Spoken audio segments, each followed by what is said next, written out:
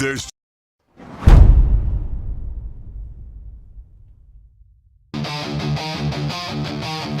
Mic checks echo, I'm the sound of the brawl. Canvas creaks, flesh slaps, bodies rise and fall.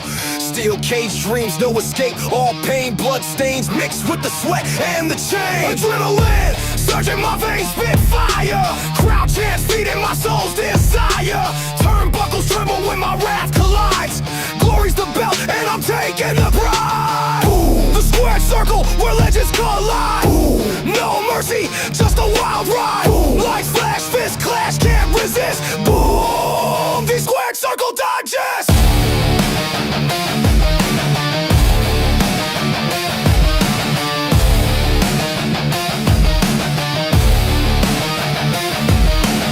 Pyros ignite, shadows dance in the glow. Ringside roar, it's a gladiator show. Chokeholds tighter than the grip of the night. Climbing the ropes to new championship heights. The mental battlefield, no room for doubt. Every move calculated, every scream a shout. The bell tolls louder than a sinner's regret. This is the place where the bold never forget. Boom. The squared circle where legends collide. Boom. No mercy, just a wild ride. Boom. Lights flash, fist clash, can't resist. Boom. The squared circle digest. Boom. The squared circle where legends collide. Boom. No mercy, just a wild ride. Lights flash, fist clash, can't resist. Boom. The squared circle digest.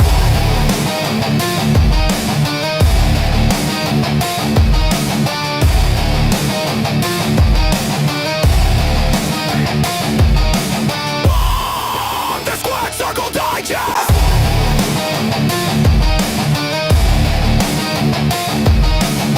Yes, sirree. It is Tuesday, 8 p. The place to be. It is the Squared Circle Digest. I am Sean Stanley, and as always, I'm joined by the great Frankie Fresco. He makes the show go round. Frankie, how we doing, sir? I'm doing good, man. Welcome back. 2026. And Yes. as you can see, I'm sporting no hat today, showing that Yeah, I bald see that head. fresh cut. Yeah, So I have a little bit of a fresh cut, but not as fresh as yours, there, buddy. Not as fresh as yours. I got some stubble there. I have an issue, man. Apparently, I haven't been bald long enough. I don't know the secret. Really? If I shave every day, I start getting bumps or something, and it hurts my little noggin. So I have to let off for a couple days. What is the secret, Frankie? You've been bald for a while. I have been bald for a minute, and I think the secret for me has been I use shaving cream obviously to shave my head, but I have a delicate shaving cream that I use. So I use the same shaving cream for my facial. I haven't shaved, that sucks. But for my head I use that shaving cream all the time, and it actually works perfect, to be real honest So with you don't use you use the razor. You don't have an actual shaver. No, I use a razor, man. I don't use an actual Ah. machine or razor or anything like that. Just I don't mean a machine. I use just a regular blade on my shaving razor. What do you call it? I guess a shaver. I guess I don't Yeah, know. yeah, like a big shaver type thing. Yeah, like a or blade. Gillette, something Yeah, like that? like a Gillette or anything like that. And then I shave it. I use the cream, obviously. And I do it every time when I go and take a shower too. Obviously, it's when I'm taking a shower. And then what? Obviously, you're kind of like blind when you're doing that. So when you come out, you look at yourself in the mirror, and then you have to do a little bit of touch up here and there. But at the end of the day, you do a pretty good job. I think I've done a pretty good job. And I will say this: I try to always wear a hat because sunlight exposes on your forehead is really bad for you. So that's why you see me always wearing a hat. The only time I don't wear a hat is usually at nighttime, because obviously there's no sun at nighttime, so there's no point in wearing a hat. But during the daytime, I try to wear a hat every single time. If not, you're gonna run into that situation where it might affect your head. Oh, okay. All right. Well, I learned now. Now I'll try that. Maybe we'll see how that goes. We will definitely see how that goes. Frankie, 2025 is in the back door, 2026 looking ahead. I just want to get your feel real quick. What did you think of 2025 overall for wrestling? And do you have expectations for 2026, or what are you doing? 2025 was a roller coaster of a year for wrestling, in my opinion. We had some really good moments. We got some moments when we were kind of disappointed. A little bit just sad that obviously the whole Cena storyline is done. That was something big that kind of took over the whole year. Um, there were some big moments with Tony Storm, Mariah May back in the day. At the beginning of the year, you also had Will Ospreay when he was healthy. You had a couple of things in Dom Mysterio doing really well. Now he's injured.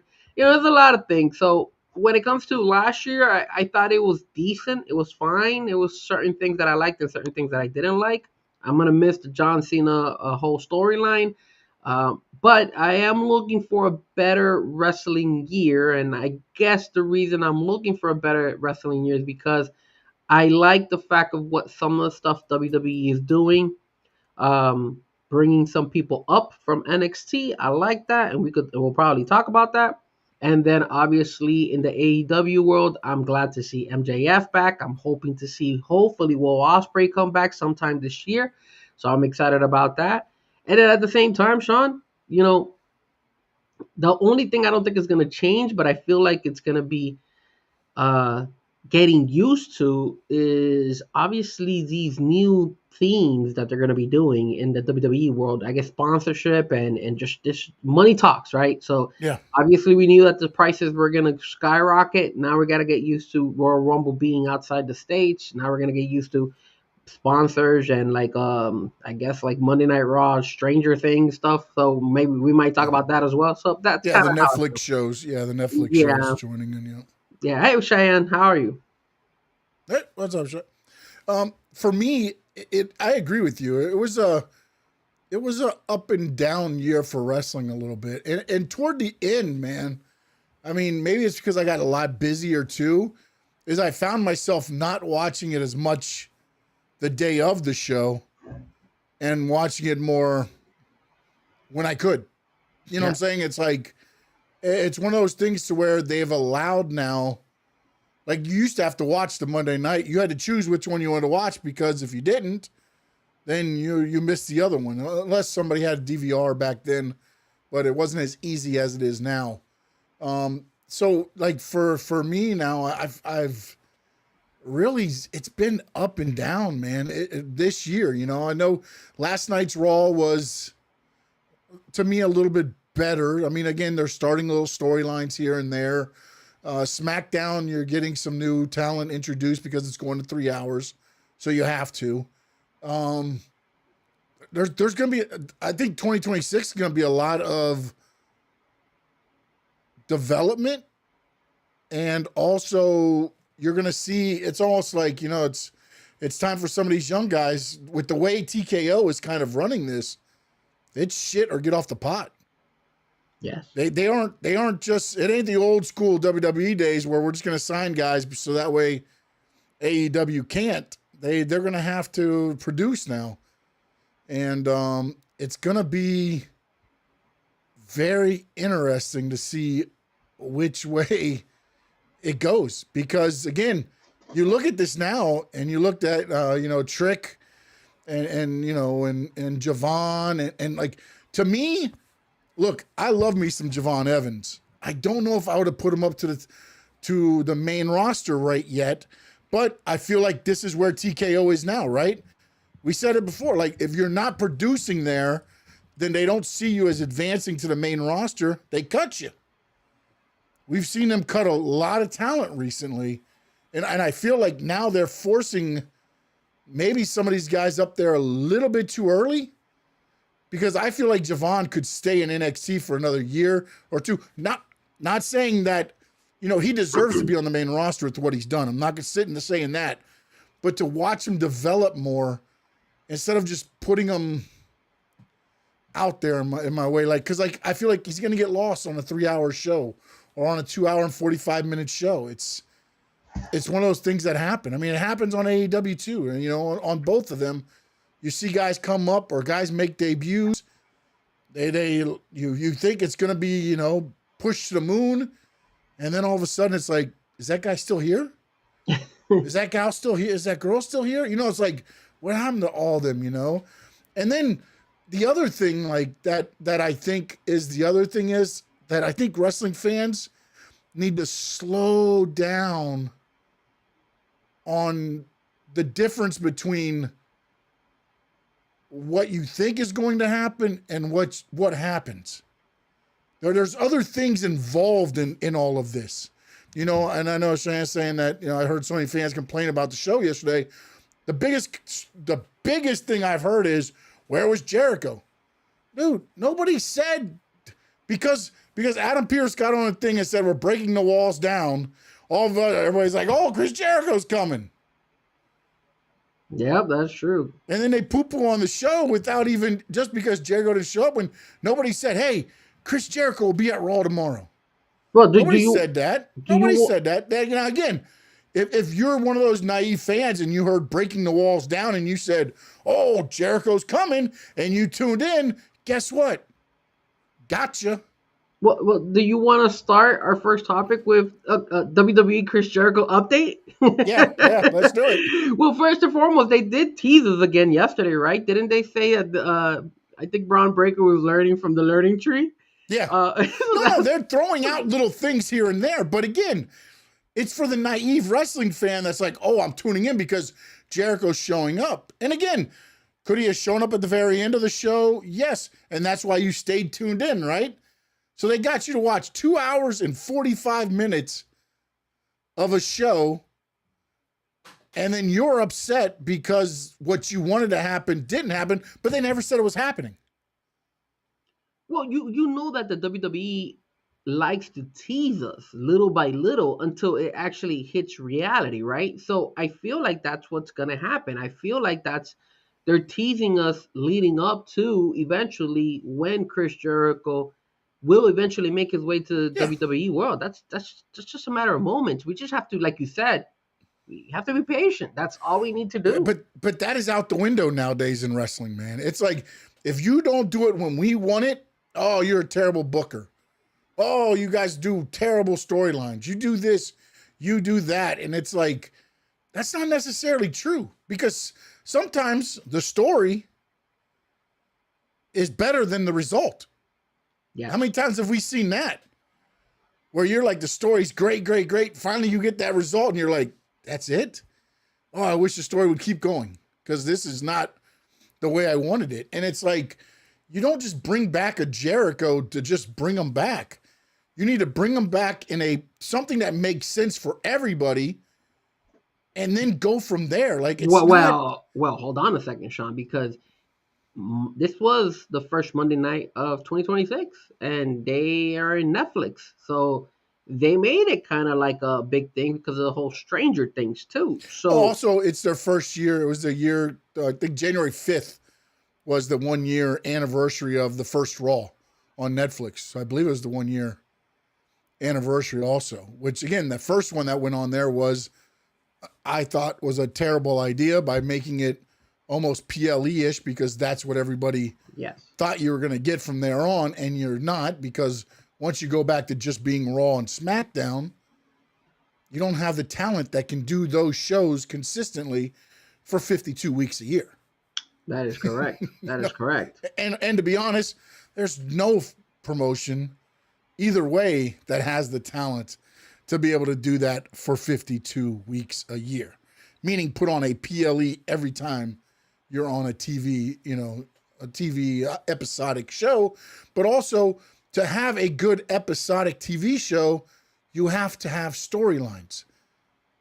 Every show that's episodic on TV had some type of storyline, except I guess for Seinfeld, right? Because it was a show about nothing. I never watched Seinfeld. So, it was just a show. It really had nothing. It was really about nothing. It really, literally was about nothing. It was just four people hung out and stuff happened to them, and then it never went over until the very end. It kind of did, But I don't know what fans want. Like, I feel like it's what society's come to, right? It's the results now factor, where we don't need storylines anymore. We just want the result. Just give us the match. Give us the thing. I feel like it's lost now. I feel like the storytelling aspect of it is lost. And there was this one thing, and I thought I said that. Well, to myself on X, but the Undertaker had this saying that he talked about, and let me see if I can find it real quick. Looking it up. why you look that Yep. up? You found it? No. Go ahead. Go ahead. I kind of knew that Chris Jericho wasn't going to show up because if you go to the AEW website, he still shows up on their roster. So that would Hmm. be like a slap in the face to AEW to actually have him on WWE and then his name and his photo is still showing up in the AEW roster website. That's why I was like, I don't think it's going to happen. That's why I felt like a lot of the fans are like, too in a rush to see him. Like I said, the WWE likes to take their time with this stuff. There's also contract issues that are going on and stuff, and we don't know the details. Maybe he is a free agent now, but there's little things that we have to, we don't know about the whole contract. And then at the same time, it has to make sense. Like you said, it just can't be on a regular Monday Night Raw, even though they did it like huge the first Monday Night Raw on Netflix. But at the end of the day, I kind of knew it, bro. I was like, yo, and I didn't. What's crazy is that I don't know about you guys, and you guys in the chat let us know. Did you guys go in with the expectation of actually seeing Chris Jericho last night? Because I didn't. I just wanted to see a good Monday Night Raw, because I felt, hey, this is the first Monday Night Raw of 2026. It's on Netflix, so let me see what they came up with. And I thought it was a good Monday Night Raw. I thought it wasn't that bad. I thought they had a pretty good um, solid matches, a couple botches here and there, but overall it was a very entertaining Monday Night Raw. Same thing happened with SmackDown. I thought SmackDown going to 3 hours is actually entertaining. I actually tuned in the whole 3 hours too, so it wasn't something that You're a lost better me. man than me. I was so Well, upset we'll, with we'll that. we'll talk about the SmackDown. But did you find what you wanted to say about the Undertaker? No, Or are I'm you still still looking looking for? for You're it right still now. I'm looking for still it. looking Well, for it. in the Yeah. meantime, I do want to say what's up to Tony. Also, no doubt, Samurai. Also, and of course, Stony Stanley. Guys, if you're tuning in on X and on YouTube or on Twitch or on Facebook, I'm not sure if we're doing Rumble today. Are we doing Rumble today, Sean? No, I got to get that fixed. I got to All right, get no that worries. So, fixed. any of you guys tuning in, if you guys could be more than helpful for us and hit that like and hit that subscribe, we would greatly appreciate it. And the guys and the gals that tune in later after the show has ended and watch the replay, don't forget to hit the like and also hit the subscribe. Luis Perez, what's up? It says, Frankie, bro, you can't say break the walls down on a show and can't expect people to jump. Well, Luis, it's true. But You're right about that. I you're right. agree You with can you. jump to conclusions, but that don't mean that the person's showing up, though. But they tease us. They tease Oh, us. yeah, exactly. They tease you in every show. They tease you at the end of every Fast and the Furious, if you're a Fast and Furious fan. The end of every Avengers, right? They do the one to tease the next thing. That happens all the time. Yeah, That don't mean that it's coming out right there. but here's the thing. Here's the thing, Lewis. When you tease us, it's the WWE. If you've been watching WWE, they tease us for a long time. It's not something that they do like, hey, they're gonna tease us one week and then all of a sudden the next week it actually happens. Because that's the thing. What we're noticing with Triple H is that he's starting to be more of like very predictable with what he likes to do. He'll go out and say, "Hey, we're gonna have a amazing show. You guys should tune in," and he's giving us a decent show. He's not giving us something that is gonna wow us. So you But gotta Triple go in H with that really isn't. I mean, expectation. he's involved. He's got the final say, but they've flip flopped a lot of the creative team. They brought back the guy that did SmackDown many years ago. Mhm. They've left Road Dogg there on SmackDown, but right Yeah. now there's a guy that oversees the two shows, and then Triple H oversees him. So there's a little bit of a thing there. Any update on Chris Jericho? Do we have any news on Chris Jericho? Will he be showing up at SmackDown or Raw? Maybe he shows up in, or even NXT. Wouldn't it be interesting if he did that? If he actually showed up in NXT Oh, if he randomly? brought the learning tree to NXT, That would be, see, those are things that I wish WWE would do. Like, because then if you want to get eyes on the actual NXT brand, do that. Nobody expects Jericho to show up in NXT. All of a sudden, you'll start seeing in social media, oh my God, Chris Jericho is at NXT. I'm telling you, the viewership in NXT would blow the hell up. And you can all of a sudden get more eyes on that NXT product, especially since a lot of those people are making their way up now into the main roster. But I don't know. And there has been news of Chris Jericho. They were saying that he was gonna be he was doing something with his music group. What is Fozzy. it? Fozzy? Fozzy is how you say it. Hmm. So it says that he's gonna be out for a while doing that, right? If I'm not mistaken, they were saying that. So it doesn't look like anytime soon we're gonna get a Chris Jericho sighting in WWE. And until I don't see his name and his photo out of the AEW website, I'm not gonna go and jump into conclusions that we're gonna actually see him. Cheyenne saying that she's looking at the Fast and the Furious right now. You know. Um, and of course, one of the things that we also are gonna talk about while Sean still tries to figure out what Undertaker had to say about Chris Jericho was the fact that we got to talk about Monday Night Raw and did they make the right decision with that final match? Because we're gonna do a deeper dive into that one. Yeah, we Lewis, can go into that now. I'm not going to look anymore. I'll find it and okay. bring it up on another show. Lewis says we should have a betting poll on who is the first person to make the list when he returns. When he returns, if he makes the list, if he does do that, then we will do a betting poll on who. I want to see how they bring him back. I really do. I want to see if he's going to be the list Jericho, the Y2J Jericho, the just a heel form of Jericho, the Well, learning tree Jericho. Like, what are we going to? Or does he transform himself again to be something completely different that we didn't? Because there's been a lot of, again, rumors that he's gotten in some of the best shape of his career. Well, here's the other thing, Sean. But most of us would actually, with the old school WWE management, we would assume that he would come back as a version of himself back in the day. If the lights go dark and all you see is the lights of the jacket, oh, come on now. But what happened in SmackDown? We had somebody's name completely changed. Zack Ryder all of a sudden now came into WWE and signed with WWE as Matt Cardona. Yep. So that is where we go ahead and we could say, hey, bring Chris Jericho. In my opinion, if you ask Frankie Frasco, hey, what do you want to be? I want to be a learning tree, bro. Bring me the learning tree. Bring me the song that he had when he was in AEW. That would be the moment because I at least got to experience that. I would love for the WWE fans to experience that and sing along.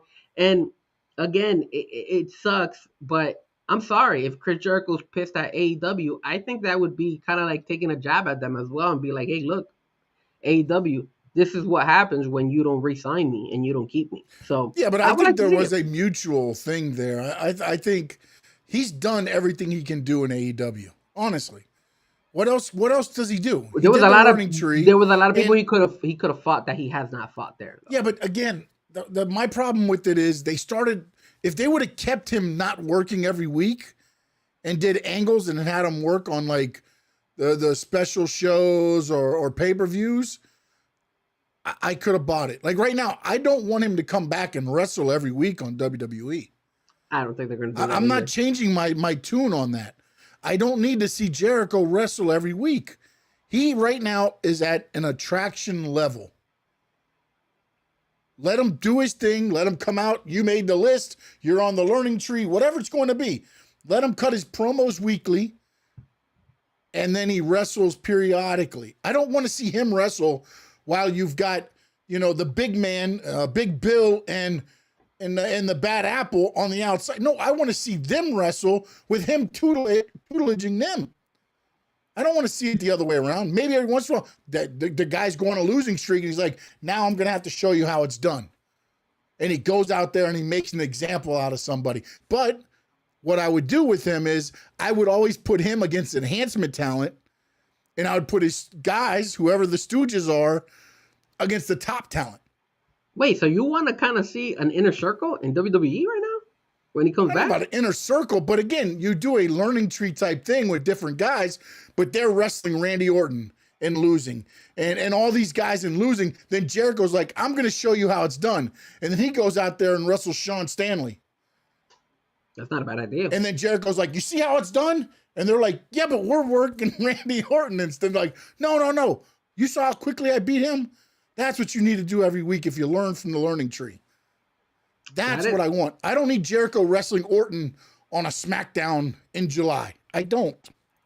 Well, I think I kind of like the way they did Zack Ryder, where they had Zack Ryder's name, and then all of a sudden they went Matt Cardona. Yeah, they so brought I it think back in. I think they should do that with Chris Jericho. They should do the Y2J and then switch it up, give us a glimpse of that, But and should then it all be of a the sudden switch it up. countdown and then the Y2J, or should it be the Y2J, then a countdown, and then into whatever the new thing's going to be? I think you can't go wrong either way. I think both of them are really good, one way or the other. Yeah, So, I think you're right. because if you hear the countdown, the people are gonna go wild. Yeah, And so you then- yeah, we're gonna go wild. So it's like you know what you're gonna get, but then you switch it up. I'll go with this. I'll say do the countdown, do the YTJ, and then switch it up. Let him do whatever he wants to do, whether it's the learning tree, whether it's the pain maker, or if he wants to do the JAS, which was the Jericho Appreciation Society. He has so many gimmicks in AEW, which was insane. And I think that's why the Lionheart, that's what made Jericho so relevant. I do miss him in AEW.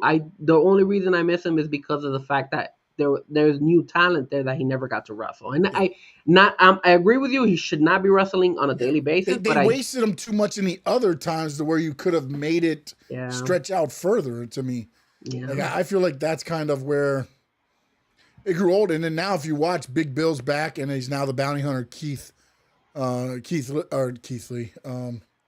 Brian Keith. So that they've done away with all of that, although he's still on their page.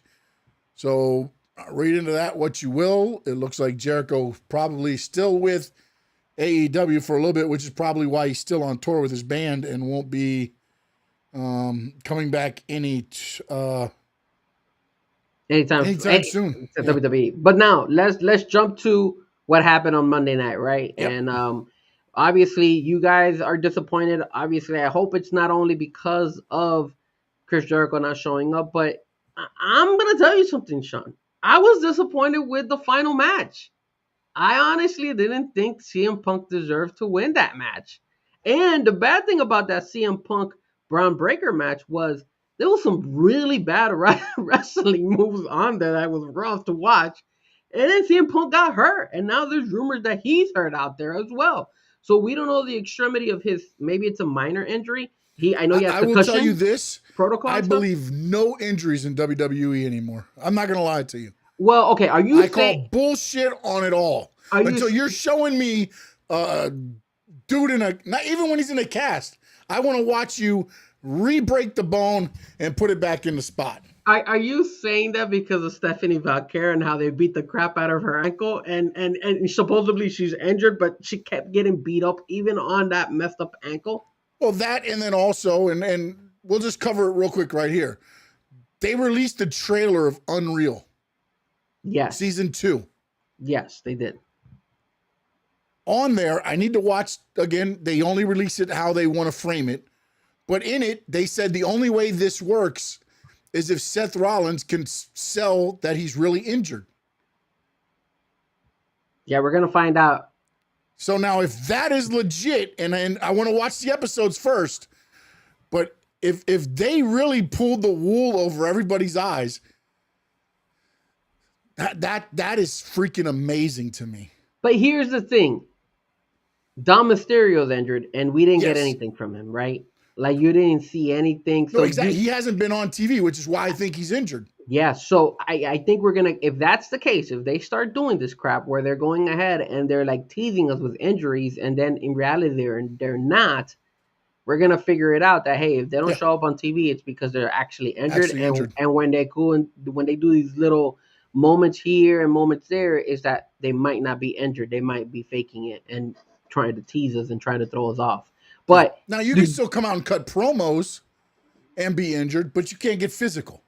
Like the whole thing with Stephanie Valkyrie. Like if you're legit injured like that, and then yet because the boot's gonna protect you from any more, like either that or it's where Cody, it's damaged so much, it doesn't matter what you do with it. But then then you take the title off of her. You know what I'm saying? Like it just there's a lot of I will tell you this. there's I wasn't sold with Stephanie being injured. When I saw her no getting attacked like that, and yeah I thought she was getting beat on her boot, I was like, this doesn't look like they're playing to what the fans were talking about. yeah That hey, Stephanie Bakera might be injured, and then all of a sudden they're like, hey, this is a good little storyline to go with it, kind of like with the whole Seth Rollins. And not only that, but they were able to cut a promo saying, hey, her saying, I'm not giving up this belt and I'm going after everybody. So it was a way for them to kind of not yeah only tease the audience that she was injured, but also kind of cut a promo for her to try to push her even more. Because they did mention she's been a champion for what 109 days already or something yeah like that. yeah yeah So it was like, bro, like we're retired. But going back to the Braun Breaker yeah. CM Back to Punk, Braun Breaker. do Sorry. you agree with that result? Do you feel CM Punk should have won that match? You know what's funny? Like watching the show break down for once, I missed the old day booking of VKM. Explain. Whenever there was a match, most of the time on TV, you would get Stone Cold versus The Rock, but what would happen? You wouldn't get a finish. You kept them both strong, and you just kind of sold it to lead on to the other things. I know a lot of people used to get mad with Vince because it was just repeat and this and that, and then next week they would come back with a tag team match of Stone Cold and Mankind against The Rock and D'Lo Brown or whatever. But my problem with this whole thing is this. This is supposed to be the future. And I get it. It took 3 go to sleeps. It took whatever. I mean, I don't know what the hell that knee at the end was. Like you got to make that look a little better to me to be like you took down the top dog. He's supposed to be the leader of the Vision.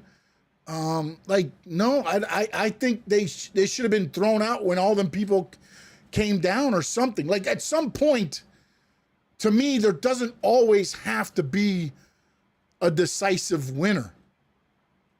That was your chance to kind of be like, boom, okay, we run it back or whatever. And instead, you had Braun Breaker lose clean basically to CM Punk right here. And I get it. You can say, well, he's the future. He wasn't better on that day. But again, I've watched Braun Breaker in this position when he was going for the IC title, when he lost it and then he couldn't get it back. Then he started doing this angle with the Vision, and you've watched all this stuff and watch him grow. Now he gets to that tip top again, and he's just not good enough again. And it feels like it's that Cody Rhodes story to where you almost got it, but you didn't get it. Can we tease him again and run it back? And you can only do that so many times with some of these guys. Like I would have done it. I wouldn't have had a winner on that match. I wouldn't have. I would have just had when all those guys came out. Yeah. And then I would have ran it back next week with 4-on-4. I semi agree with you in the sense that I do feel it hurts him. What gets me upset, and I'm getting tired of it, is what happened to having a finishing move and that's it, that you pin the guy and you beat him. That's gone, man. That's Why? gone. I've given up that fight, man. It's just like I'm seeing it more and more. Over the weekend, I was watching some old school they're superheroes wrestling. now, man. They're superheroes, bro. Dude, but it's getting repetitive to the point where I'm getting frustrated. I'm like, yo, you do go to sleep on him and he kicks out. I'm like, dude, what is the point of your freaking finishing move? If you can't knock him out with your finishing move, then don't have one. I was looking at old wrestling. I was looking at the old WrestleManias. Started watching from WrestleMania 1 all the way I saw to like WrestleMania 7, and I was looking at them and I was like, damn, like, dude, a lot of these guys just did their main move and that's it. Yes, it would be yeah. over. And it's You have to getting. remember back then too, a suplex was a finish by Harley Race. He would hold you up, let the blood rush to your head, and then drop you back and get the pinfall. JYD was a power slam. The honky tonk man was a neck breaker. Think about this. Jake Roberts was a DDT. How many DDTs do you see in matches these days? And don't even get into super kicks. I mean, that used to be a finish too. None now. I mean, you've got to hit guys with, you might as well start hitting with 2x4s soon. I don't know this is going to be a problem down the road because, like, to me, when some of these guys started doing these 450s and those other splashes, how do you get out of a 180-pound guy doing a 360 somersault onto your chest? Well, Like, that can't keep you down for 3 Sean, seconds. Sean, the on WrestleMania 1, you had Big John Studd versus Andre the Giant, Yeah. and it was a body slam Slam. challenge. Yes. That's it. All you had Yeah. to do was body slam him, Body and you slam would the win. other guy. You would Yep. win the match. Mhm. So it's like when you start seeing that, and you know what, man, and you're actually making a very valid point. If they keep doing this for the next couple of years, what's gonna happen? Because people are gonna catch on and be like, "Yo, stop it! Like, stop doing this because it's getting repetitive." And I don't know. At least you and me now are falling in that situation. Well, you've been more than me, but Yeah. now I'm starting to look at it more because Go AEW back does it a even lot too. Yeah, and let's go back even further. You used to get with a chair and the match was over. I mean, a chair to the back and they would roll you over and put the other guy on top in 1, 2, 3. And I get it. There's hardcore wrestling and all that. But at some point, like, what do you like with the TLC matches? What happened? They started with regular ladders. By the time you had TLC 3, all of a sudden we got one that's like, I think 30 foot tall. Yeah. That Jeff Hardy's jumping from the top of. It's like, and then everybody's like, oh, we need to have more TLC. What do? Have it hang from the rafters and the guy jump for? I mean, like, I don't know how you keep doing these style of matches because you've got to up the next one. Yeah, these acrobatic moves, like, dude, when Braun Breaker went to go do that move that he always does, that he grabs him from the top and throws, and he fell straight on his head and he was out for a couple of seconds. Like, come on, man, that is some dangerous stuff. I was looking at WWE back in the day, and you would never see high flyers like that. It was and you know what the crazy thing was? Those chops, those elbows, those foot to the face, everything was so real and it meant so much back then.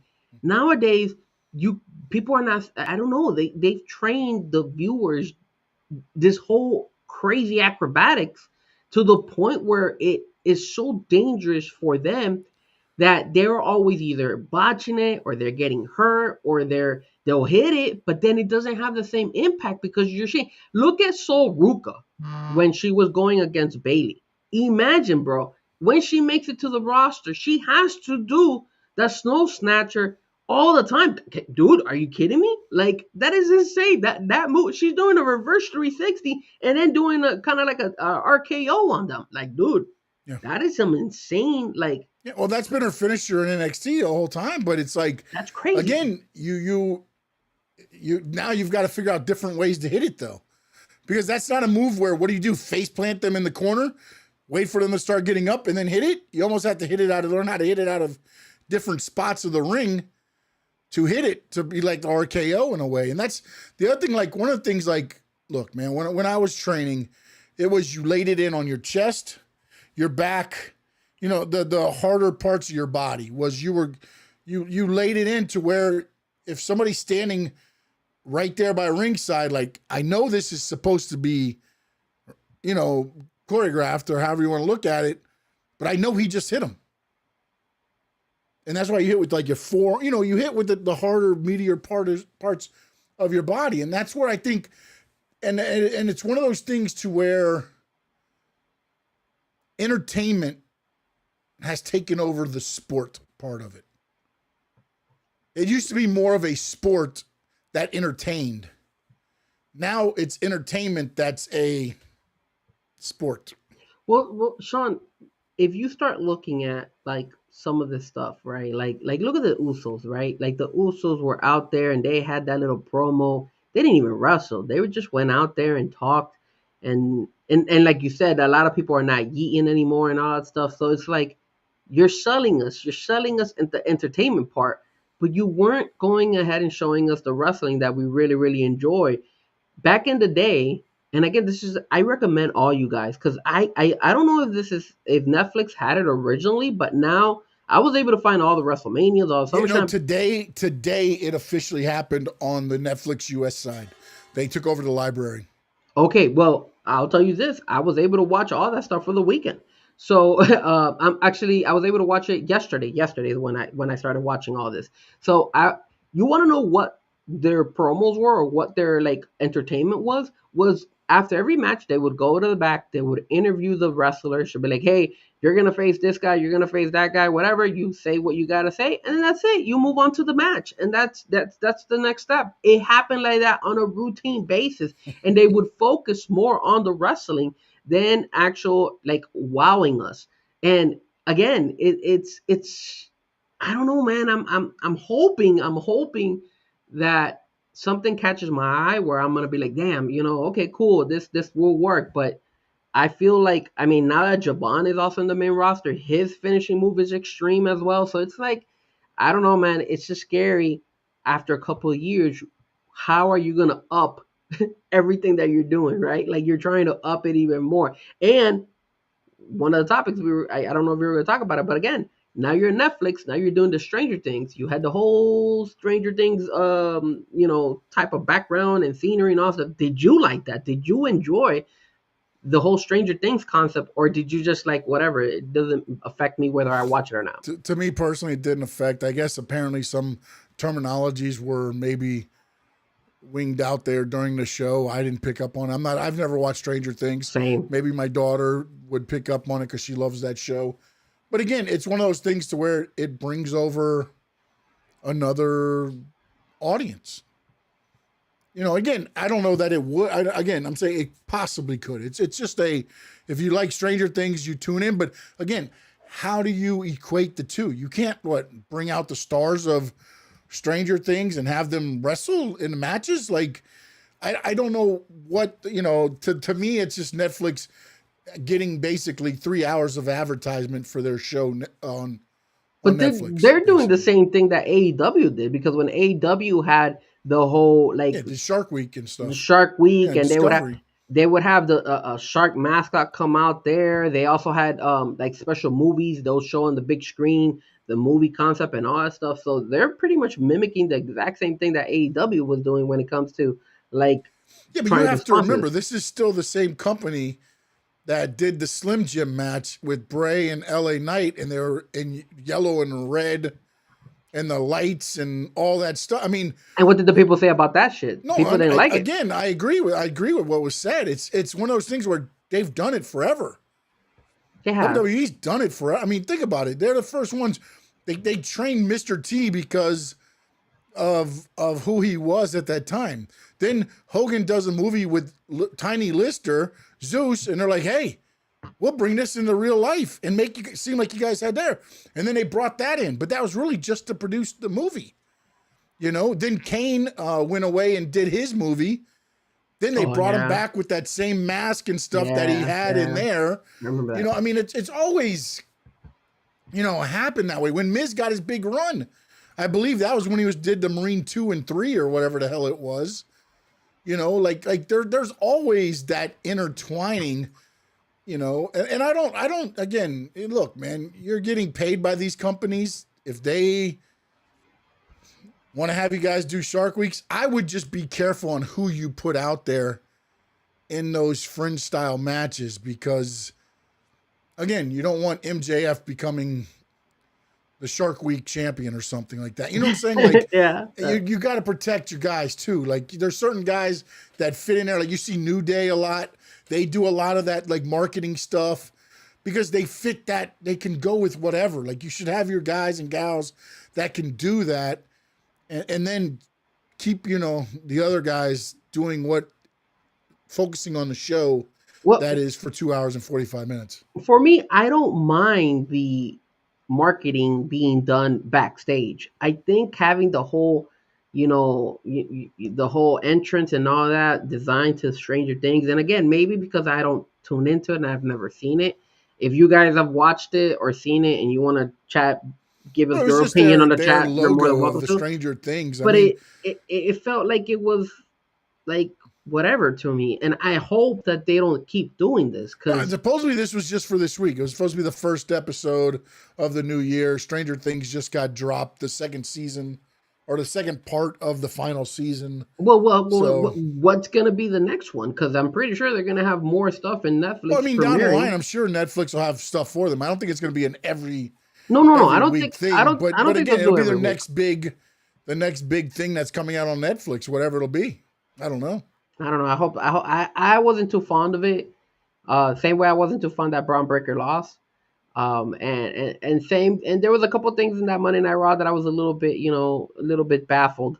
Um, the whole Kabuki Warriors losing their belts, that was kind of odd for me, especially since they were building up more towards them retaining, and I thought they were gonna do maybe like a three-way triple threat match, eventually including Last Legend and all them into that as well. But now they just gave it to Rhea, Well, and no, but they could so probably do it that way. Now you can run it again because if Kabuki Warriors beat Rhea and Io, then there's no reason for Rhea or Io to be in the triple threat. Now Kabuki Warriors will want a rematch, and Lash Legend and Nia will want a title shot, and you could throw it together that way, a little bit yeah. more in the story. Or you could have had them, I think what they want to do is freshen it up a little bit and give Io, because people are getting behind her a little bit more. I think it was more just giving them And a then, title to and then, hold for right now. what was the whole thing with Becky Lynch getting back her title? Like, I thought you were gonna push. What Um, what that tells me is AJ Lee is closer to returning, because I mean, I know she held the rope and she did a thing, kind of cheated her out of it and all, but that tells me that I think AJ Lee is close to returning, and this was a placeholder to make it last long enough to everybody not really think that AJ Lee was gone.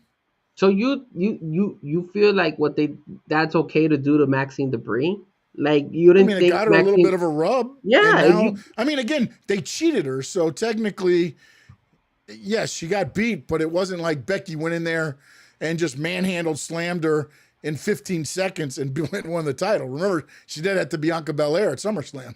Yeah, yeah, I remember that. Yeah. So, it's one of those things to where at least this one you can go, okay, you can make some type of like, now I got to be on the lookout for that or something with what you're doing with Maxine, because I still don't understand. I honestly thought Natalia was going to come out and be the one that kind of just destroys Maxine Dupree and be like, I taught you most of the stuff, but I didn't teach you everything, and be her low key legend self now and do all that. You know what I'm saying? Like, I don't know why AJ Lee, Becky Lynch needs a title, but if you took that off of her to do something else, that just makes no sense. It doesn't. It's just kind of like, well, we gave it to her for Christmas. She got to show her family. The day we come back from New Year's, she's losing it. All right. Yeah, And I what's thought up, it was, EA Minutes? What's up, buddy? yes, our third Yes. member of the Third member podcast. of the broadcast. So yeah, I mean, I found it a little bit kind of weird that they went that route, and every single time we got to see the fireworks blowing up and all that stuff. Come on, man, like, come with some originality out here, dude. Like, again, I thought the show was good. I didn't think the show was bad, but I think some of the outcomes were not the right ones. I thought it hurts Braun Breaker getting pinned.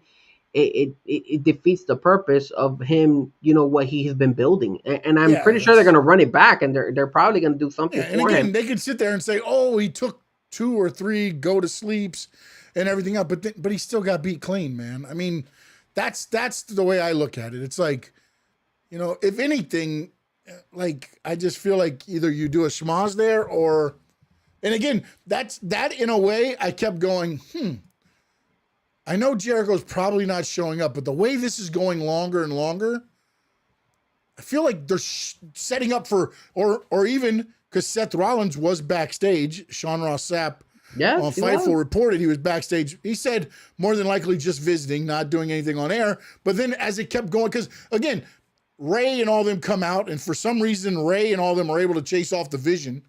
Not sure how that happened, but I guess apparently they're taking saying the prayers, taking vitamins, and they become, larger than life there. But so they run them off, and then it goes for like, it felt like another 5 minutes. So He I'm sitting there did. going, I'm like, okay, maybe maybe. And then you know what I thought too?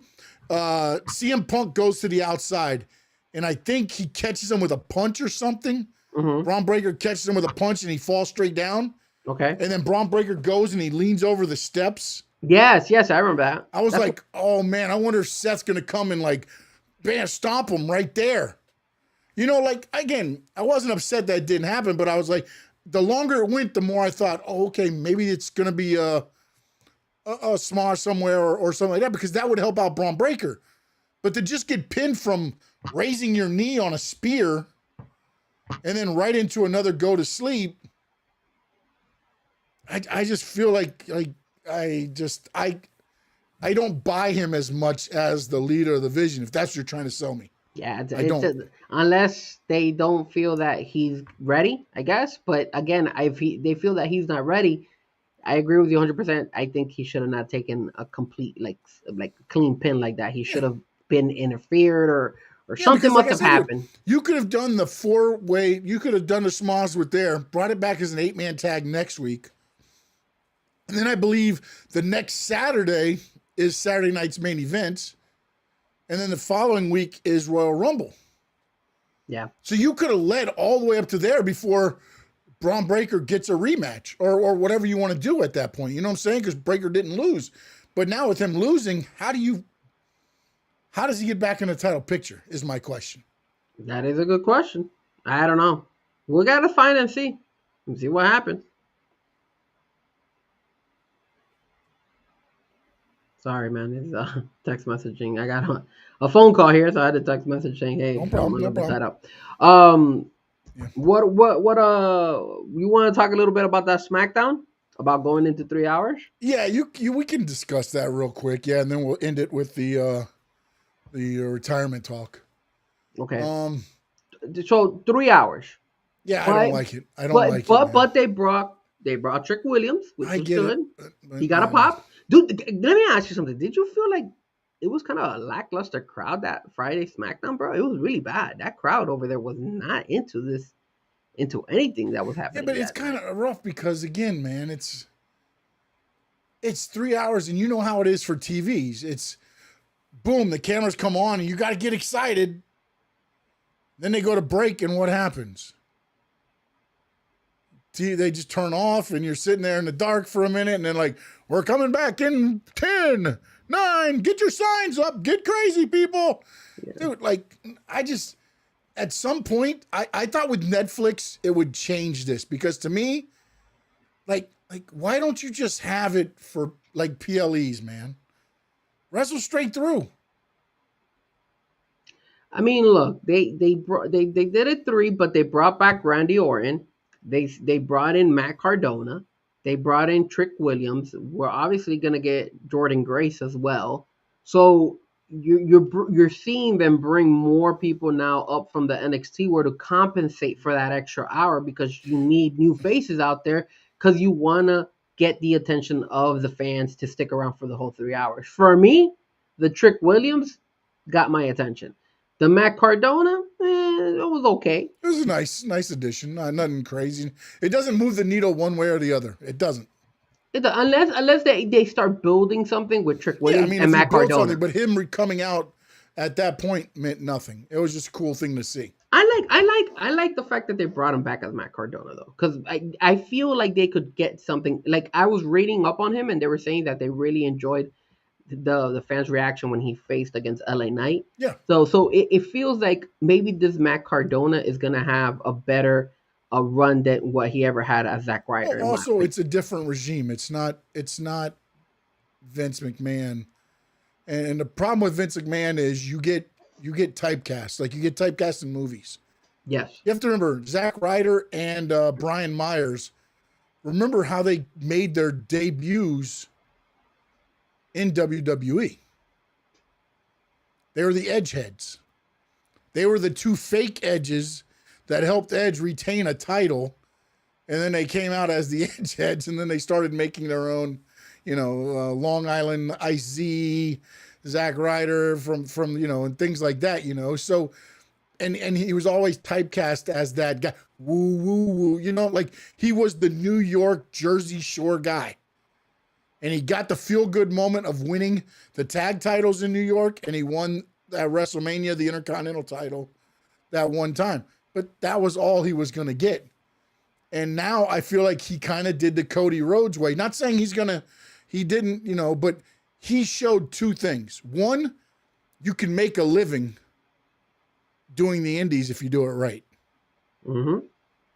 And number two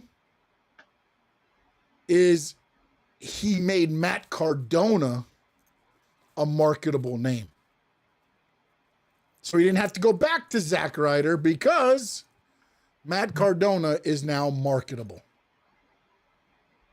Now, I don't know what the deal is with them because usually you don't get to keep your name, unless that's part of the deal. Maybe they gave him a lower salary, but he gets a higher cut of the T-shirts or whatever, because usually you have to sign over your name, which is why everybody changes their name a little bit, whatever it's going to be. But we'll see how it goes, man. But to me, 3 hours, I get you bringing all those guys and girls up, but to me, a lot of that, I believe, is really TKO saying, shit or get out the pot, because we're paying you guys lots of money. You're not going to be on our developmental show anymore. You're either going to show us you can do it, or we're going to cut you and save that money. Because TKO showed one thing. They're as cheap as the Marlins. They're pretty cheap out there as the Marlins, and you can't get any more cheaper than the Marlins, that's for sure. And remember, sir, I have been the one who's been saying it, and you don't want to believe me, but I'm telling you right now, and I don't know if it's her fault or whatnot, but I just feel that Julia is eventually gonna get cut. They just they don't know how to market this girl.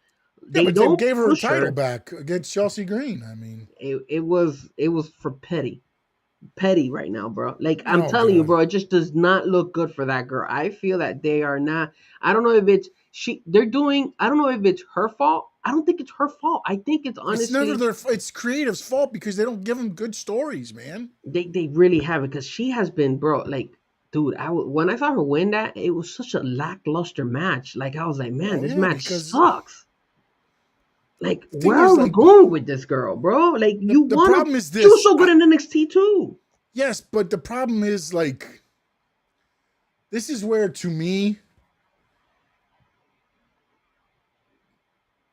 Triple H, whoever the brass is in WWE, needs to sit down with whoever's at TKO or whatever and say, okay, look,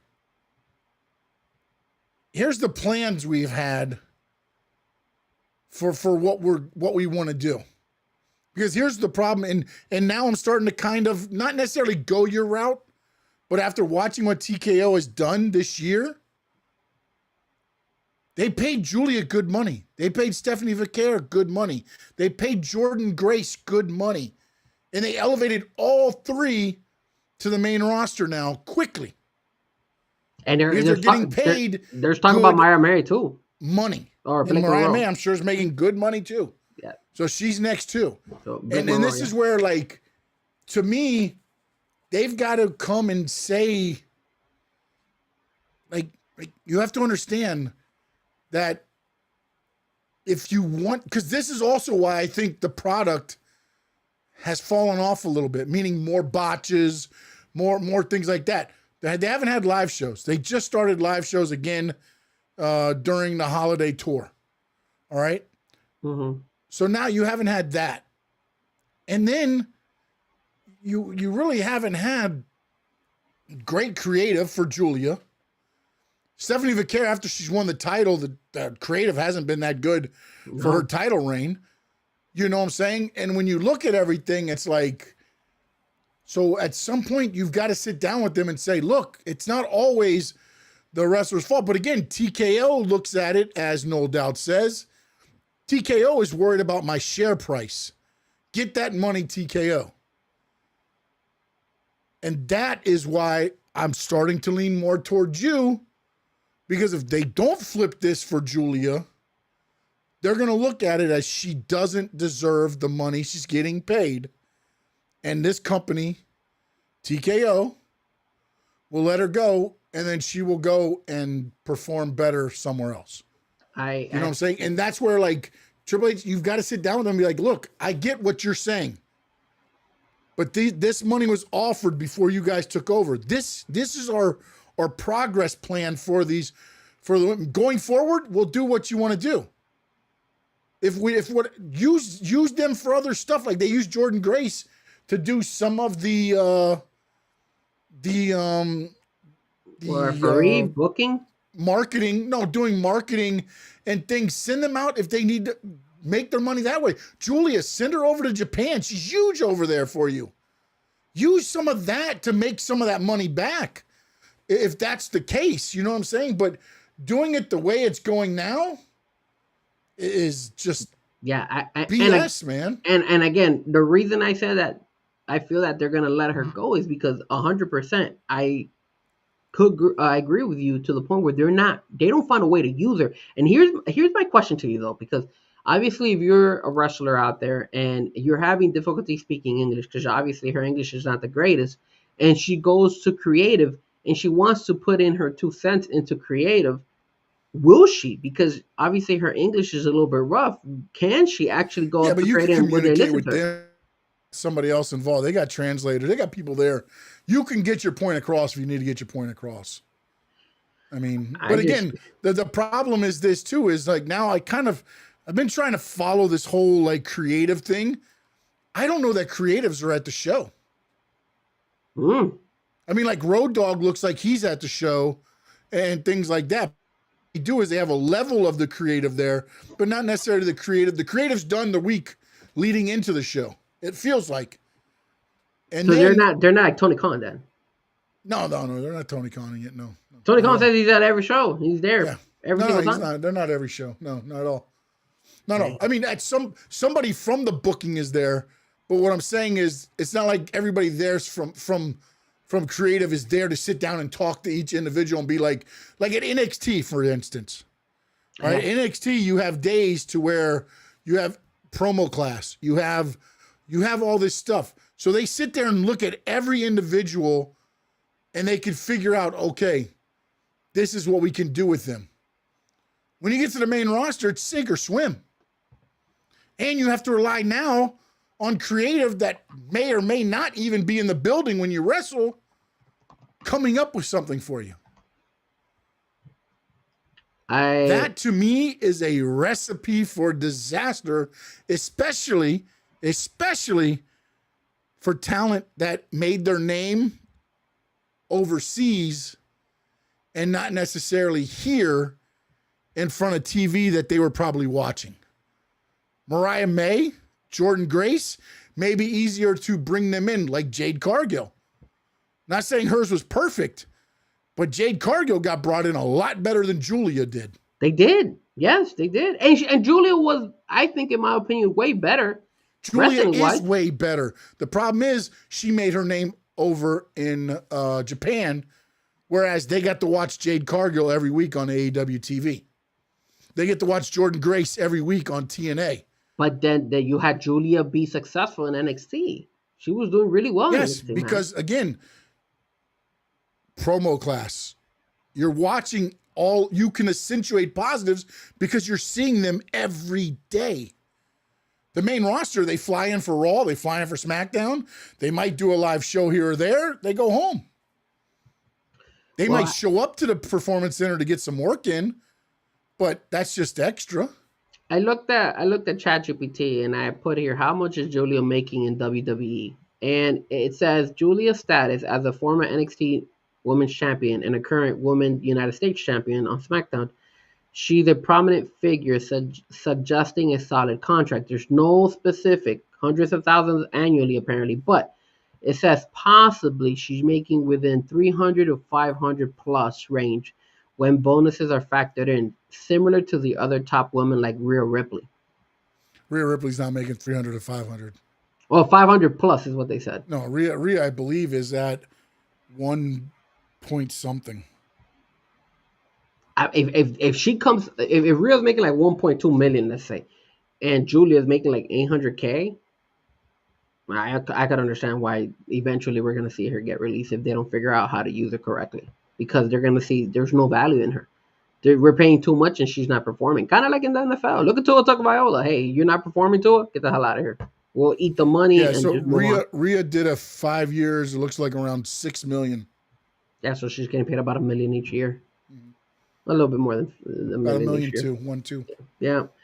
I mean, No, but again, that's where the contracts are, and that's where TKO I think is looking at it and being like, okay, we need to see what they can do. But again, they're not understanding that the product gets devalued when you just put people out there and they don't know what they're doing, or they don't understand how to wrestle the WWE way. WWE wrestling is different than anything you'll ever do.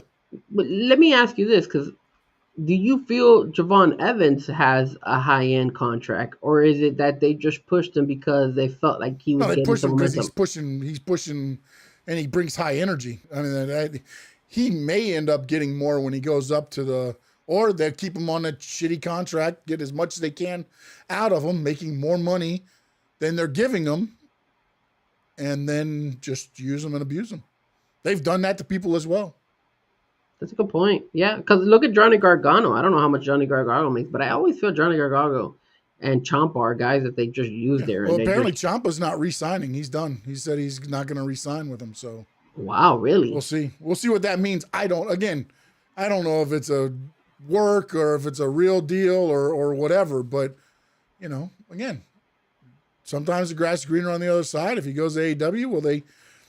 But again, I don't believe it until it's done. But again, that's part of the conversation now as well. Well, we gotta see if SmackDown, if the ratings go up on the SmackDown roster, especially now that that SmackDown product is 3 hours long, and Yeah. I don't know. Well, they did say it's not a forever thing. So then why do it in the first place So if you we'll don't feel see. like you're doing it? Well, because I think what happens is, like right now, CW, they don't have any sports. They don't have any more college football. NASCAR doesn't start back up until February. They got the O'Reilly Park Series there on Saturdays. So right now you put it at, oh no, they're USA. I'm sorry, USA. Yeah. I'm CW. I'm sorry. I'm wild. NXT's in the background. I saw CW. No. But USA, I don't think has anything going right now. But they don't Maybe have anything. hockey. They never Hockey have. and USA doesn't hockey. have that. Well, no, they got hockey. They do have hockey. USA has hockey, I think. Hockey's still going. Yeah, no, that's what I say. They have hockey and Raw. That's it, and SmackDown. So the hockey's probably other days of the week. They just throw that on for 3 hours on Friday, and we're good. They're not worried about. That's kind of awkward. Look, wrestling's going to be, no matter where it's at, usually in the top 10 of cable, and usually right behind most of the live sports. I mean, look at what Dynamite and Collision does, and they end up in the top 10 on their night, and usually inside one of the top watch cable shows, and their ratings are less than that. Well, you saw Dynamite last week. Dynamite last week was the Yeah, but worst rating. you don't do that on New Year's Eve. Like, what are we doing, man? You run a live show on New Year's Eve. There's a reason Raw and SmackDown were recorded the last 2 weeks. Because they understand. I mean, I get what you're trying, but if you're going to do a show like that, why not do the show at 10 o'clock and run it like a PLE and the championship defended. Your champion holds up like that as the clock strikes midnight and the fireworks are going off. Your champion, the first day, at 12:01 is holding the belt, AEW title or something. I mean, you might as well get something out of it. Not only that, but it wasn't like anything crazy. Like it wasn't like great matches or anything like that. It was decent matches, but it wasn't anything like wow. Yeah, because they're I coming really off the gotta watch it. pay-per-view. They're coming off the pay-per-view, so. So that's why you get pretty okay show and pretty And that's bad the other rating. thing too, no doubt. You had Canes Ohio State on October. You had college football playoff. Not even if it was anybody else too, but the fact you had college football playoffs on. Oh yeah. You had one game there. It doesn't matter who's playing. People are gonna watch football. Absolutely, bro. Like there's no way. Look, I'm looking at when was this card? This card was So the matches were, because I saw a little bit of it, but I didn't even see all of it. You had the Beast Mortals fighting in this card Oh, against Bandito. So at least we got the Beast Mortals out there again. I do like seeing him. But Brody King versus Lee Johnson, Darby Allin, uh, I guess had a promo there. Victory. What else? John Moxley with Josh Alexander. I'm not a big fan of Josh Alexander. Why would that match be there? Like, I don't know. You had Ricochet defeat it was Jack Perry. Ambrose's first defense of his new Continental Championship. Okay, still, for me, it's a boring match. I don't want to watch. I mean, I don't know why AEW signed him. I mean, no disrespect to him, but I am not a big Josh Alexander. I didn't like him. I didn't like him in TNA, and I don't like him in AEW. To be honest with you. But at the end of the day, you're right. I just have no idea why in the world you would do a show. And then yes, you had college football. You had so many things going on, and it's a New Year's. You're with your family. Like, there's no way I'm with my family and I'm watching AEW. Well, especially in AEW Dynamite. Like, hey guys, let's watch Dynamite. Yeah, I just can't, man. Am I gonna force my dad and my mom to watch AEW? They don't watch wrestling. I watch wrestling, and even my brother's gonna be like, "Why are you watching wrestling on New Year's, bro?" We're watching the Beast Mortos, really? Yeah, I guess Bandito out of all of them, but yeah, I mean, it just again, there's Tony Khan with his bright ideas, and obviously he went on record to say that this was going to be a bigger and better year. So I don't know. We'll see what happens. He was riding high on those awards because AEW got all the awards apparently. So yeah, they rode the hell out of that shit, boy. Rode the hell out of those Sports Illustrated awards. And then I thought ESPN's awards were pretty. Oh, but they didn't do I don't understand why we even do promotions anymore. Promotion of the year, like it just do male wrestler of the year, do female wrestler of the year, match of the year. They had a good mix of AEW and WWE. I thought it was pretty fair. And again, it is what it is, man. But it's all in whoever's doing its view, I mean, yeah, bias. But it's just freaking hilarious that. But now, let's talk about the topic I wanted to talk about, and I don't know. I don't know if we're gonna agree on this, Sean, and I don't know if you guys are gonna agree with this one. But here is the topic, and the topic is retirement. And the reason I wanted to go ahead, I'm done. I'm out. See ya. It's not because Sean is retiring. If Sean retires, I'm losing all the viewers because we all love to see Sean. The show is not the same with Sean here. If I'm not here, the show will keep going. Negative, but with Sean, like the show does not hit the numbers. We are just a circle with you here. We're not a squared circle. So the reason I bring retirement is because there was a recent actual retirement over the weekend. Now, a lot of you guys are going to go ahead and be like, Frank, what the hell, man? Nobody watches it, right? You have to be a hardcore wrestling fan to actually go watch it. And I actually did watch it. I saw some of it, especially the last match.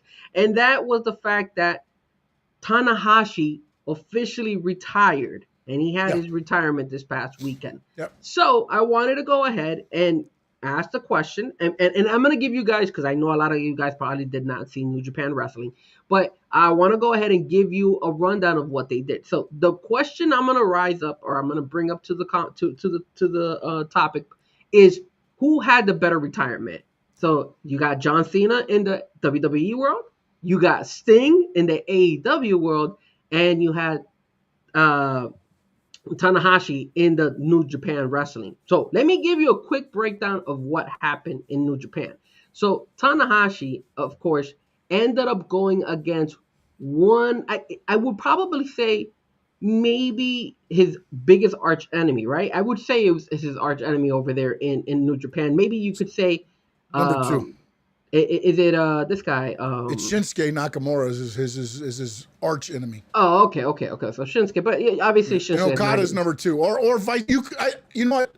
I take that back. Some people would have, I think, Nakamura. Some will have Okada, and some would actually even throw Naito, I believe, in there as well, who ended up leaving to go to another federation. But go ahead.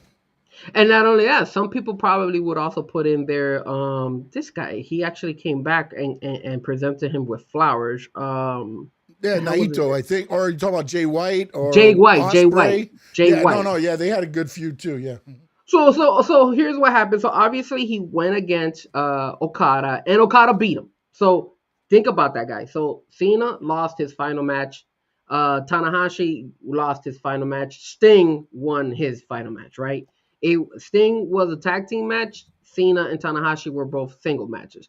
Uh, again, Tanahashi was fighting one of his biggest arch enemies in Okada. Okada, if you guys watch AEW, he's in AEW all the time as well. And then Cena fought against Gunther, which is in their eyes an up and coming wrestler. Um, and then Sting was tag team with Darby Allin, and they fought against the Young Bucks, so veterans as well.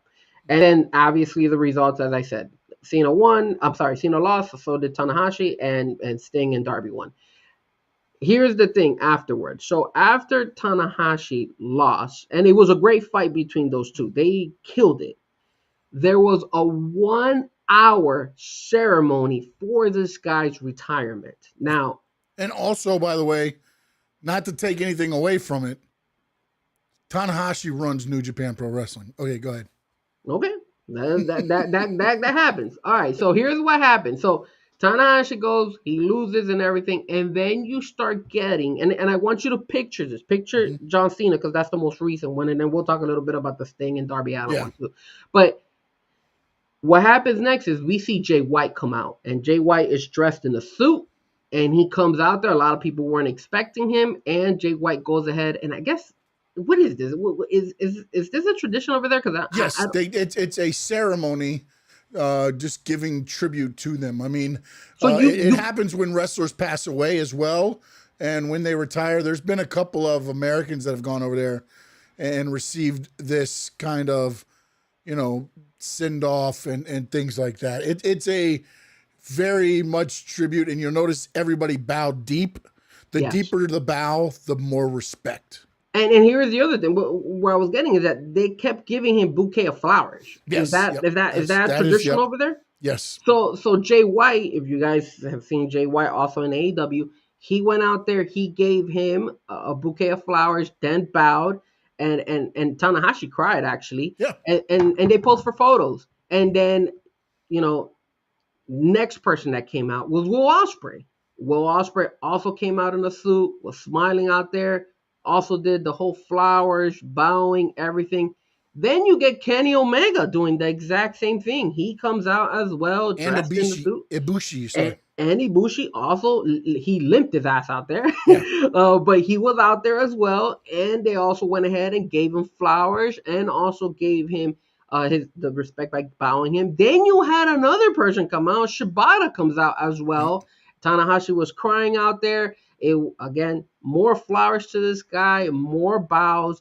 Then I don't know. Naito comes out as well. So Naito's out there, drew the loudest Yeah. crowd out of Yeah. everybody, obviously. Well, And because then, he's with the rival organization, so I don't know if anybody expected that.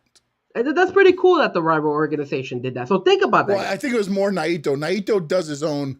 Naito's one of those guys that goes to his own drum. So he probably told them, I'm going, you can like it or not. He's one of those guys that beats to his own drum. Okay, so think about that though. Think about that. That is kind of cool though. That is kind of cool. Whether he beats his own drum or not, he was able to go ahead and they didn't give him any crap, right? And they didn't fire him or anything like that. At least not from what I've heard or anything like that. Then all of a sudden, they gave Tanahashi the mic and he addressed the fans. He actually gave a speech out there. He told the fans that he loved them. He told the fans that he's done all this for all, he loved his career and everything. And I guess he has like an invisible guitar type of like send off or something. Like he has like some type of invisible guitar thing that he does. So they played like that song, I guess, that he does or something when he does the invisible guitar move. So it was like all, selling him to the crowd, to the Japanese crowd.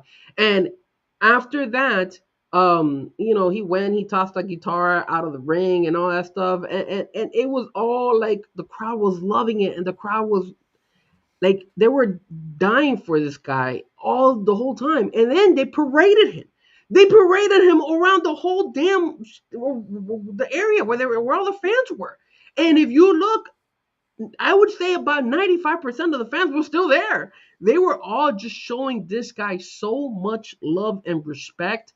And even though he lost, they gave him the biggest send off I've ever seen from like compared to the AEW and WWE wrestling, since those are the other two big organizations here. So now, Sean, now that I've told you guys what happened, right? And Sean, if I missed anything, you could go. You're more than welcome to chime in from what I could recall and from what I remember from that send off. So then you start looking at John Cena, and then you start looking at Darby Allin and Sting. And remember, Darby Allin and Sting. The biggest thing that I remember from that is that they won. Sting did talk, right? I believe Sting did say a couple of words in that match right afterwards. I don't recall anybody in particular giving Sting anything. Did they give Sting anything? I don't think they gave Sting anything, right? No, his So sons were in the ring with them, he had the tag team and the belts, tag team obviously. belts. Yeah. That was it. But that's it because John Cena, obviously Cody and CM Punk gave him the belts that way he could show it off and all that stuff. So that's kind of like the other thing. So and if you remember anything else from the Sting a retirement, do you remember anything other than that? I guess did all the AEW roster come out as I can't well? remember if they came out on the stage at the end or not. I think they did because for some reason I remember Tony Khan being there doing something. I thought, but I'm not Yeah, sure exactly what. they did do a video montage of them as well. I think they did, right? Did they? Maybe. I don't remember. If you guys tuned into that Sting retirement, let us know. So now, and again, it was a while back. So to you, Sean, now that you've seen and heard what has happened with these three retirements, in your opinion, first question: which retirement was the best one out of all of them? Real quick, I want to throw out this number. Dave Meltzer put this out. TV Asahi did 3.5 million views for the Tanahashi retirement and Aaron Wolf debut. Japan's population is 1/3 of the U.S., so from a ratings perspective, it would be equivalent to a WWE or AEW event doing 10.5 million Jesus, U.S. viewers live in same day. wow! Talk about winning over the crowd, huh? Well, again, it's seen differently there. Tanahashi has been a legend there for a long time. Like I felt bad when he came to AEW. Why? Did you see him try to walk to the ring? Oh well, yeah, that was bad. That Do you know was what I'm saying? bad. Like he's Yeah, that's that bad. beat up to Yeah, where it's he is like, that beat up. Yeah. oh man. And to me, look, man, I understand the respect that the Japanese have for, the tradition of what they do. To me, like the most emotional one to me would be the Tanahashi one because it brought old feuds out and again, just the respect that is shown. Whereas like they respect the sport of wrestling. And again, this is where I talk about in WWE, AEW, American television, it's not about tradition, it's about what's next. Mm-hmm. And that's why you can do that over there and give the man the proper send-off. And here you can't. Nobody's sitting in an arena for another hour to sit there and have Ric Flair, Lex Luger, whatever, walk down and give Sting flowers. As soon as the bell rings at the end of main events, how many times do you see people get up and walking out? Oh, I got to get to my car. Got to get to my car. They stay there. So for me, Tanahashi was the most emotional one. Okay. The John Cena one lasted for 12 months. And it lost some of the luster here and there, but he got 12 months of a send-off. Every city was a different send-off. So, like, it's different there. And for me, and Sting was, it was, I think, what Sting wanted. Just him back in WCW territory, where it started, and he goes out. And I don't think he wanted to win. I believe everybody said he didn't want to win. Yeah, I think it was the Young Bucks The that Bucks were won. like, we're not pinning you. But also, to me, because of what they did, it set AEW back a few months. Because right after that match, Darby goes to climb Mount Everest, Sting's retired, your championships are just into a tournament, and they had no plan. Yes, but when you have a legend like that, I'm willing to sacrifice not Oh having no, I'm a not saying that secondary plan for I'm that. not saying it's wrong or anything. I'm just saying that it ended up setting them back because in the US, unfortunately, we use retirements and things like that. Whereas in Japan, they celebrate them. We use them as, oh, it's a passing of a torch. That's the way it's always been in US. There's no traditions like back in the day, it used to be the guy would get pinned by the next up and comer. He would leave his boots in the ring, roll out, and that was it. Why isn't the US crowd more similar to that Japanese crowd where they don't mind sitting down? And I'm not saying that the American crowd needs Because to we're stay all for an about hour. results now. Results now. I got to get to my car. I got to get out of here. I don't want to sit in traffic. You don't think if the WWE world would have given at least, because Sting did do a speech out there, and yes, I do remember. Mm-hmm. I looked it up right now. Yeah, Kind no, of no. Sting, he glanced did a it. little talk thing, but not long. No, It was maybe like 3 or 4 minutes. It and wasn't long at all. TK did come out as well and all that stuff. And I will say this: if you're a diehard wrestling fan, you're gonna be out there in that crowd. You're gonna be out there supporting your like for example, if I ever see Penta go retired or CM Punk, I'm gonna try my best to try to go. Obviously, Good luck getting them tickets. I don't know if I'm gonna pay that amount of ticket that cost for those tickets. Obviously, John Cena was extremely exaggerating, but I would do that when that John Cena crowd was there, they were there because of John Cena. They weren't Yeah, there for anybody they else. weren't there for anybody else. That's why they made Cena go last. Cena didn't want to go last. But Cena again, wanted to go first.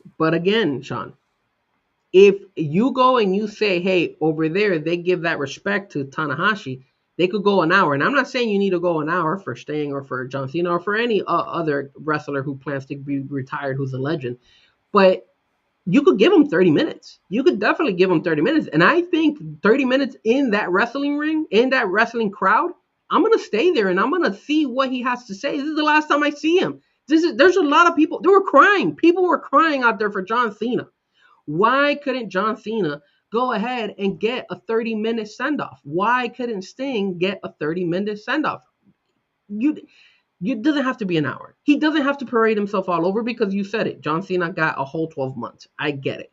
But dude, like this is your last moment. This is who you are. And again, Tanahashi, he is the owner, so he has a say. So maybe I don't know how they've done with other previous retirements. I don't know if it's similar, but you did mention that they bring a bouquet of flowers, shoots. Why doesn't the WWE and the AEW world kind of take that concept too? When I saw that, I thought that was awesome. When I saw John Omega and Jay White and all these guys come out in suits and obviously the bouquet of flowers is a little bit awkward, but the sign of respect of wearing having the suit and all, I thought that was cool as hell. I was like, yo, this is pretty legit. And then taking photos and just making that last image of him look amazing. And you said it. The send off was the best. Like his send off was the best out of all of them when it comes to Tanahashi. And he still lost. He still lost. So why doesn't the WWE or AEW learn from New Japan Wrestling and give us the fans that? Because we're different than Japanese fans. John, but I just finished telling you that those fans in that crowd was John Cena fans. You understand, like, one of the biggest problems Americans have when they go to Japan, their fans don't cheer. Their fans don't like US. You hit a hurricanrana and they're chanting "Holy shit" or whatever. Japanese fans stay seated. You might get a smithering of claps and a oh ah. It is a totally different, as I say, WWE conditions their fan base. That is what you won't see a sign in Japan. No. You won't see people standing up. Entrances, people stay seated. Watch every bit of it. They don't get up and try to pat the guy and get a ring or a glasses or anything like that. That doesn't happen. But you know what the funny part about it is? If you watch NJ New Japan Pro Wrestling show and then you go watch a WWE live show, totally different. Why? The Japan fans come to the gate because WWE conditions their fans. Okay, man. but I get the fans. Kidding here. But I get the fans yelling. I get the fans bringing the signs and all that stuff. But if you just because they're different doesn't mean you can't give this guy or girl, if she decides to retire, their moment. Their 30 minutes of fame. They're already famous. I'm not saying that they're not, but they're 30 minutes of glory. This is the last time you. John Cena got 12 months. He didn't get 12 months. He lost and he won a couple of those matches, and he did wrestled. Promos in cities. He showed up in Boston and just cut a promo and wanted to wrestle. He wrestled the people he wanted to wrestle. He did a 6-man tag to where he didn't have to wrestle too much. I mean, what else? What do you want? No Doubt says, didn't Cena get a massive send off backstage after the show? Backstage? Who cares about backstage? I want to see him in the ring. Why didn't John Cena talk? But again, you talk about Cena like that's what he's this Darby for attention. Okay, Sting now. So why didn't Sting get his moment? Sting is like Cena. Sting did his job, became a legend. He was a surfer guy. Remember this. Check this out. Do you know who Sting's tag team partner was originally? No. The Ultimate Warrior. The Ultimate Warrior and Sting came in together. The Warrior got a deal to go to Dallas, became the Dingo Warrior, and then went to New York. Sting stayed in Mid-South, hung out with Eddie Gilbert, went to WCW, NWA, became Surfer Sting. Flair was like, this guy's got it. And they built him up.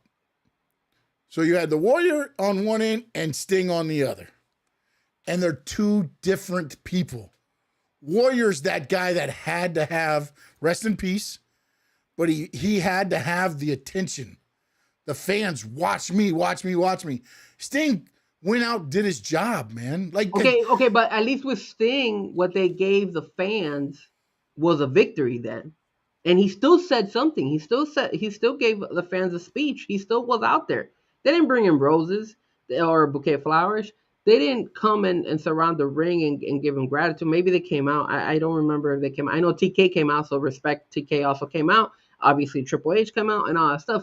But they compensated for him because, look, if you're not a very outspoken individual, that doesn't necessarily mean that you can't give them a big send-off. On the contrary, I was going to say it in Spanish, al contrario. On the contrary, it actually... I'll give you a perfect example, and I'm like my brother's not a very he's a party animal and all that stuff. And no offense to my brother, I love my brother, but he's a party animal. But sometimes he's shy and he holds down. When he graduated from school, we threw a huge party for him, and we made it like a big moment for him. And he was grateful for it. He wasn't expecting it because he's a party animal. But when it comes to like those type of things, serious stuff like education and all that stuff, he wasn't too outspoken about it. He was very closed. He was too shy about it. But we did something big for him, and he appreciated it, and he'll always remember that. Same thing with like Sting. Same thing you could have done with John Cena. Those guys, they're not those guys that are flashy. They're not the Ultimate Warrior who wants all the attention. But that doesn't necessarily mean you can't just go ahead and be like, you know what? Don't worry about it. I think they could have done a lot more. I think they could have gone ahead and done a 30-minute sauna for all these guys. I'll leave it at this. Has John Cena complained about the way his retirement went? He's never going to complain. Right. Did Sting complain about his retirement? No, he's not. He didn't complain. All right. So then why are we sitting here complaining about it? Because we are the fans, and us fans know that they're not going to complain, so we have to complain for them. I didn't get cheated out of anything. We have to complain for them. I watched Sting have a great match. I got him this. He said his goodbyes, and he left. Cena did a match, said his goodbyes, and left. Tanahashi said his goodbyes, did his parade, left. It's different. It's different in Japan and different than it is here. You're not going to have, Gunther giving flowers to Cena and CM Punk and everything here. Nah, man, It's but not. you could have done something better than what they gave Cena, and you could have done something you could have done better for Sting too, in my opinion. And why we're arguing is because these guys are not gonna say anything. It's not good for the company. They're done. They're done. They're obviously not gonna be wrestling It's anymore. what So they're like, Cena says. whatever. Cena says this all the time. I'm going to paraphrase because I can't remember how he words it exactly. He says WWE will go on long after John Cena. Agree, 100%. Do you know what I'm saying? But that doesn't mean Whereas, that you no, can't give but a good here's where farewell. I want to go with this a little bit too. Okay, I'm listening. In Japan, wrestlers are spectacles. They're larger than life. They are seen as that. Okay. Go back and watch in the 1990s, 2000s, Stan Hansen, Terry Gordy, Vader. Those guys, Americans were always heels back in the day. When they were walking down the street, you know what they would do? They would run over the little Japanese people just to prove the point. And then they would they would hop off the stage and go through the crowd. And the crowd would just run because they were so worried that these guys were going to go after them. That is, it's not entertainment over there. It's still sport. It's still sport. Which is why you celebrate them and give them respect, because it's sport. It's not entertainment. Yeah, but it's still even though it's leaning more to the entertainment portion here in the States, it's still Cal sport. Ripken, Iron Man. You celebrate them, right? It's a sport. You celebrate them. You stop the game. Hell, they stopped the game. Who was it? Oh, Myles Garrett. Was trying to do a hurry up offense. The Bengals. The refs stopped the game so they could celebrate him getting his sack while the Bengals are driving. And the coach was complaining about it. Why do we celebrate it? Sport. We make wrestling entertainment now. That's the difference. Come on, yes, it's still some sport in wrestling. No, dude, we talked about it earlier. It's still some sport in it. There is not much sport. If there's sport in it, you get dropped on your head, you're getting pinned. That is true. But if you get hit playing football in your head, you get dropped, then they pick you up, they put you on the sideline, and then they bring you back out. Sometimes. Sometimes they'll even ignore the fact that you have a concussion and they'll just let you play out there. So, again. But they also have to give us injury reports. That is true. Wrestling They can't put Seth Rollins' knee, kind of. But what does entertainment have to do with them going ahead and giving them a send off? It's okay if that's the case. Then give them entertainment. Give us an entertainment of the ending. What's your okay? You like what? Avengers? No, yes, maybe. Yes. Avengers. Isn't that Iron Man? Marvel, yes. Marvel Universe. Is that Iron Man? Yes. No. Yes. When Iron Man died, did they stop and give him a send off? Yes.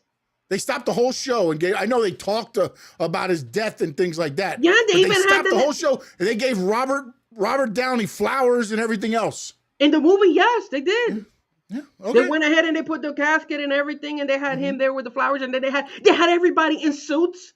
They had everybody talking about it, and they had his little girl there and everything, and they were all crying and stuff. It was an emotional moment. There were people crying at the movie theater when you saw Iron Man die.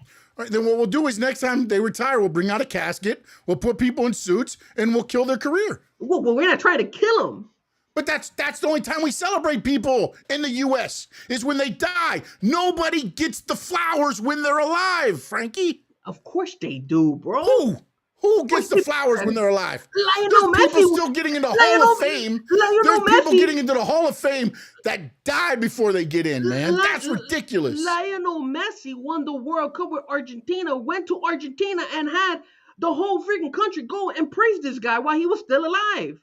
What are you talking about? There's still people that Okay, celebrate that. no, we're talking Lionel Messi, the Yeah. greatest one of the greatest at his sport. Don't you dare say the greatest, okay? One of the greatest, but I'm sorry. don't you say Look, the greatest. dude, kiss my ass on football, okay?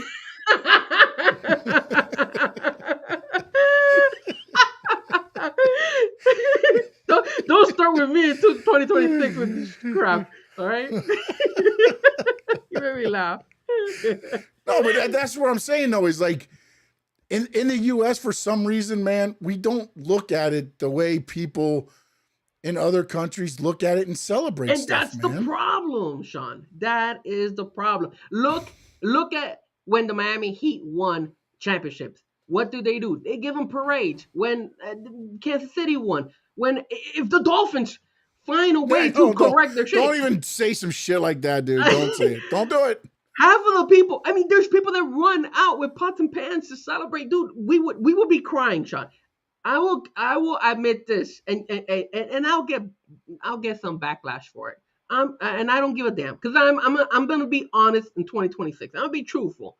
When the Dolphins made the playoffs that year, there was a guy crying because we finally made the playoffs, and it might sound pathetic and it might sound like ridiculous, but That's probably the first time in your lifetime they made the playoffs? No, I've seen them. That you can remember? Yeah, I've seen. Well, that I can remember, but still, I remember when Ryan Tannehill was out and we had this guy. That's right. I forgot about that one.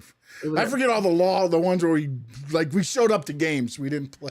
But anyways, I went and hugged that guy, and you know what? I started to shed some tears as well. And my brother went and hugged that guy as well. And we finally said, "Yo, we made it back into the playoffs," because it was emotional. It was the heat of the moment. We knew and we loved the Dolphins.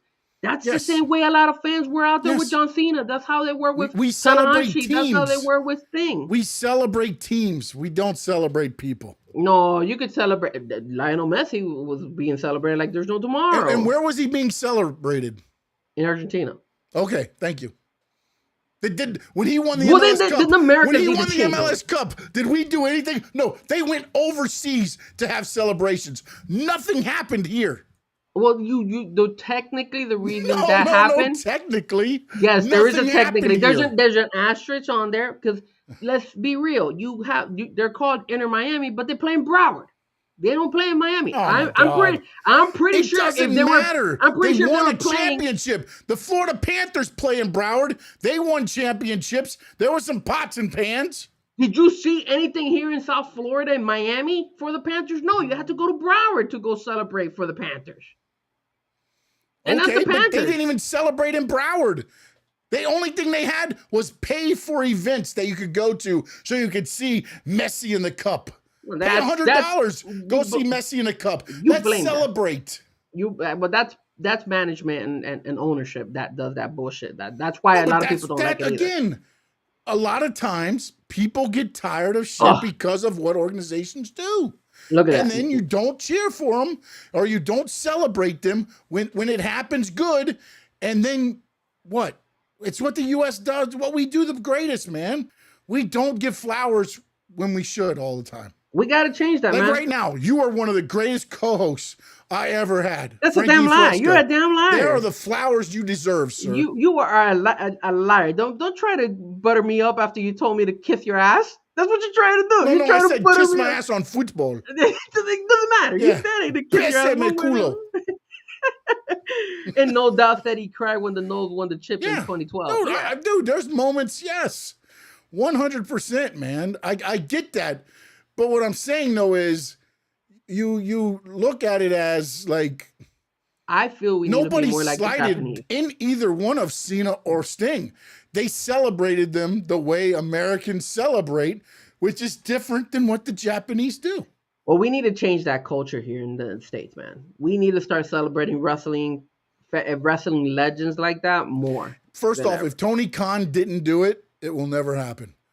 Tony Khan had the option to do that for Sting. And he didn't do it. Now, again, I don't know what Sting's input into that was as well, because there's a lot of respect between Khan and Sting and things like that. So maybe Tony Khan's like, this is what we want to do. And Sting's like, no, that's not going to happen. because again, a lot of these guys were brought up in the old school, man. It's different. It wasn't celebrating people. You passed on the torch to the guy that was taking Man, over. screw that, You took bro. off your boots and you left the ring. I'm done. That's it. Thank Nah, you. man. You know I'm what? We out. need we need to open up a wrestling organization, start doing our wrestling, and you and me, maybe you wouldn't. I would have to convince you, but I would go ahead and if somebody's gonna retire, I would be like, yo, we gotta give this guy if he made the or company millions and millions of dollars, yeah, I'm gonna give him his roses, even if he doesn't want to, bro. Because you need to give respect to that person. Like you before we even started this conversation, you said it. Like Tanahashi had the best send off He had the most emotional send off. Yes. and the best one, right? I mean, it depends how you rank them, man. I don't rank it like that. Like Sting had the send off he had. Cena had the send off for 12 months that he wanted, and Tanahashi had the send off that he deserved. Mm. I guess we're not gonna see eye to eye on this topic, but I will say this: I hope the American fans and the wrestling fans out there learn from the Japanese and take a page out of their book.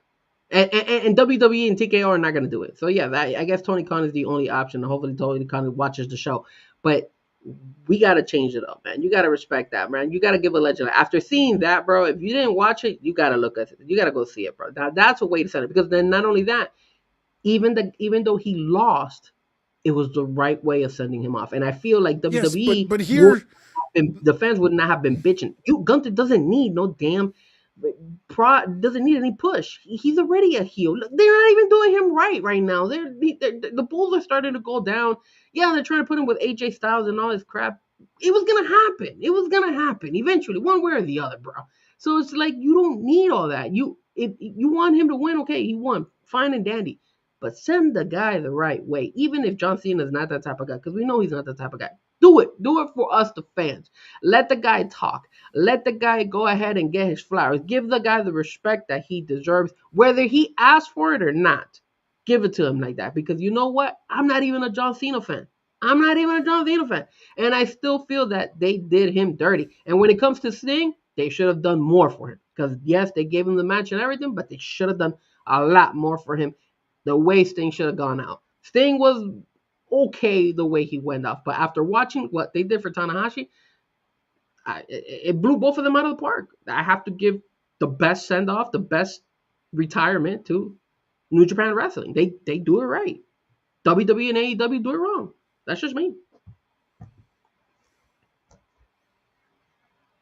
can I say Tanahashi's career here real quick? The legendary career that he had for New Japan Pro Wrestling.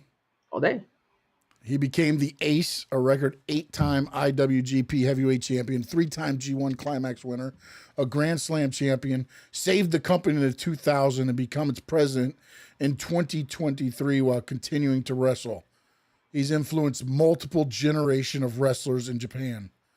He started in 1999, and by 2010, he had become the IWGP heavyweight champion. And he's credited with revitalizing New Japan during the period 2010 to 2014, leading to international growth. And yeah, I mean, again, he headlined 11 Wrestle Kingdom main events. That's basically headlining 11 WrestleMania main events. You know, and over there, a lot of them might not watch a lot of WWE. So they're watching him becoming, he's what Sting was to some of the people down here. And sometimes I think that's where, you know, like in Japan, they're seen as larger than life. Whereas here, like think about it right now. If you're a young kid and you're watching wrestling, you're watching Javon Evans. You're watching Will Ospreay. You're watching MJF. You're watching, you know, Ricochet. You're watching Obafemi. You're watching Cody Rhodes. You're watching older CM Punk. You're watching all this young talent. You could become any one of them. Over there, they were watching Tanahashi saying, that's what I want to be.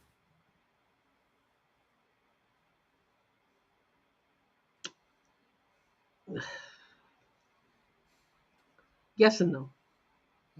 I feel like there could be a wrestler that could get to that level to Tanahashi and not have to be the owner, in my opinion.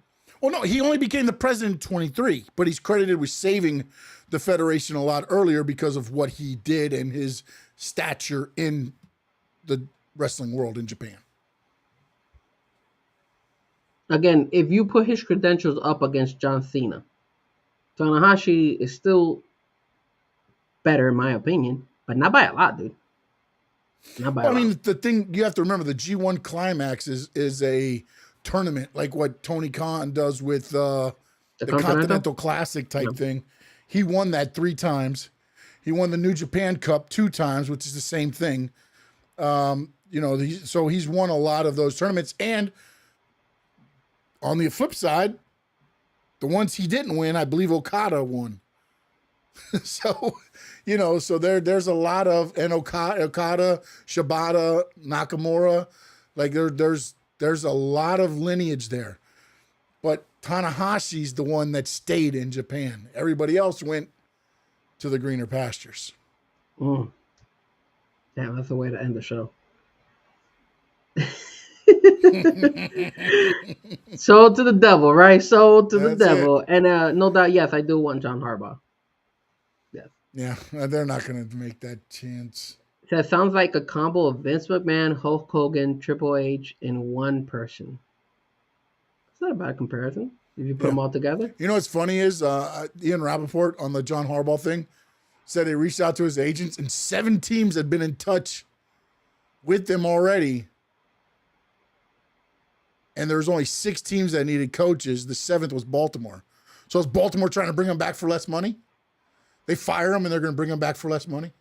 Quick question here.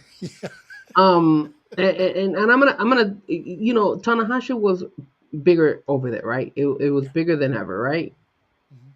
Now, who besides Vince McMahon, right? Okay, let's use that example because you mentioned, and I know we're going a little bit longer than expected, but we'll say Hulk Hogan and we'll say Vince McMahon, right? Because those were the guys that completely changed wrestling here in the United States, right? Yeah, they took it national They basically they from blew it up. the territory. Yeah. Correct. Should we already saw what they did for Hulk Hogan, and you said, hey, we don't give the flowers when you're alive. We give the flowers mostly when you pass away, right? And that has happened. We do go sometimes over the top, especially now. You have mentioned that and that does has happened here in the States where a lot of Yeah. people do give more attention to when you pass away. Like I'm pretty sure when Michael Jordan passed away, hopefully not soon, anytime soon, but he's eventually gonna get like a big pop, kind of like Kobe did, kind of like Celia Cruz down Oh, here in yeah. Miami. He's in NASCAR now. Michael Jordan's is good. So He saved NASCAR, so he's gonna have them cheering for him too. so the flowers, Hulk Hogan Yeah. got shafted, and I know that he has his moments, and I know you're not a big Hulk Hogan fan because of what he said, but you're not a Terry Funk fan. You're a Hulk Hogan fan, right? Can What I are you say talking that? about? I love Terry Funk. No, I not Terry love the Funk. Funkster. Hulk Hogan's real Terry name. Bollea fan. Terry, I'm not Terry a Terry Bollea. Bollea fan. Yeah. Terry Bollea. You're not a Terry Yeah. Bollea fan, my Yeah. bad. Yeah. Terry Bollea fan, right? You're Yeah. not a Terry Bollea fan, but Yes. you're a Hulk Hogan fan, right? You're a Hulk Hogan. Yeah, I know what he did for wrestling. I know what Yeah. he did. And accomplished. Vince McMahon, once he passes away, and maybe we could even probably say the Undertaker. Good point. Will they give Vince McMahon, or let's say the Undertaker, and I know Vince McMahon had his bad things happen to him, et cetera, but will they give him that send off like you would give a Kobe? Would you the way you give Celia Cruz when she passed away? When you give I don't know, I don't remember who else was really like. Okay, we'll use Princess Diana when she passed away over there in Europe. So will Vince McMahon, and then we'll throw the I guess anybody else who I just it's hard, like no doubt you say Undertaker because Undertaker is good, but I don't know if there's like those the two guys that were there, Hulk Hogan and Vince, and obviously I thought they did a shitty job with Hulk Hogan. I really thought they should have given him more. I don't care of what he said. the guy made wrestling, and Ric Flair. We could probably say Ric Flair is another good example. Even though Ric Flair has been hurting himself recently. Well, with a lot this is the problem. I'll stop you real quick because you could keep going on. It seems like the more a lot of the guys that probably deserve a lot of flowers stay alive, the less flowers they're going to get. Because of what they're saying? Because of what they're saying out there? It feels that way, man. Because look, no, whatever you want to say about everything that's going on VKM, the words Terry Bollea said, if it's not for Vince McMahon, if it's not for Hulk Hogan, we don't have today's wrestling. And not only that, when Hulk Hogan did the second change, he revitalized it again. When he went NWO, he revitalized it again.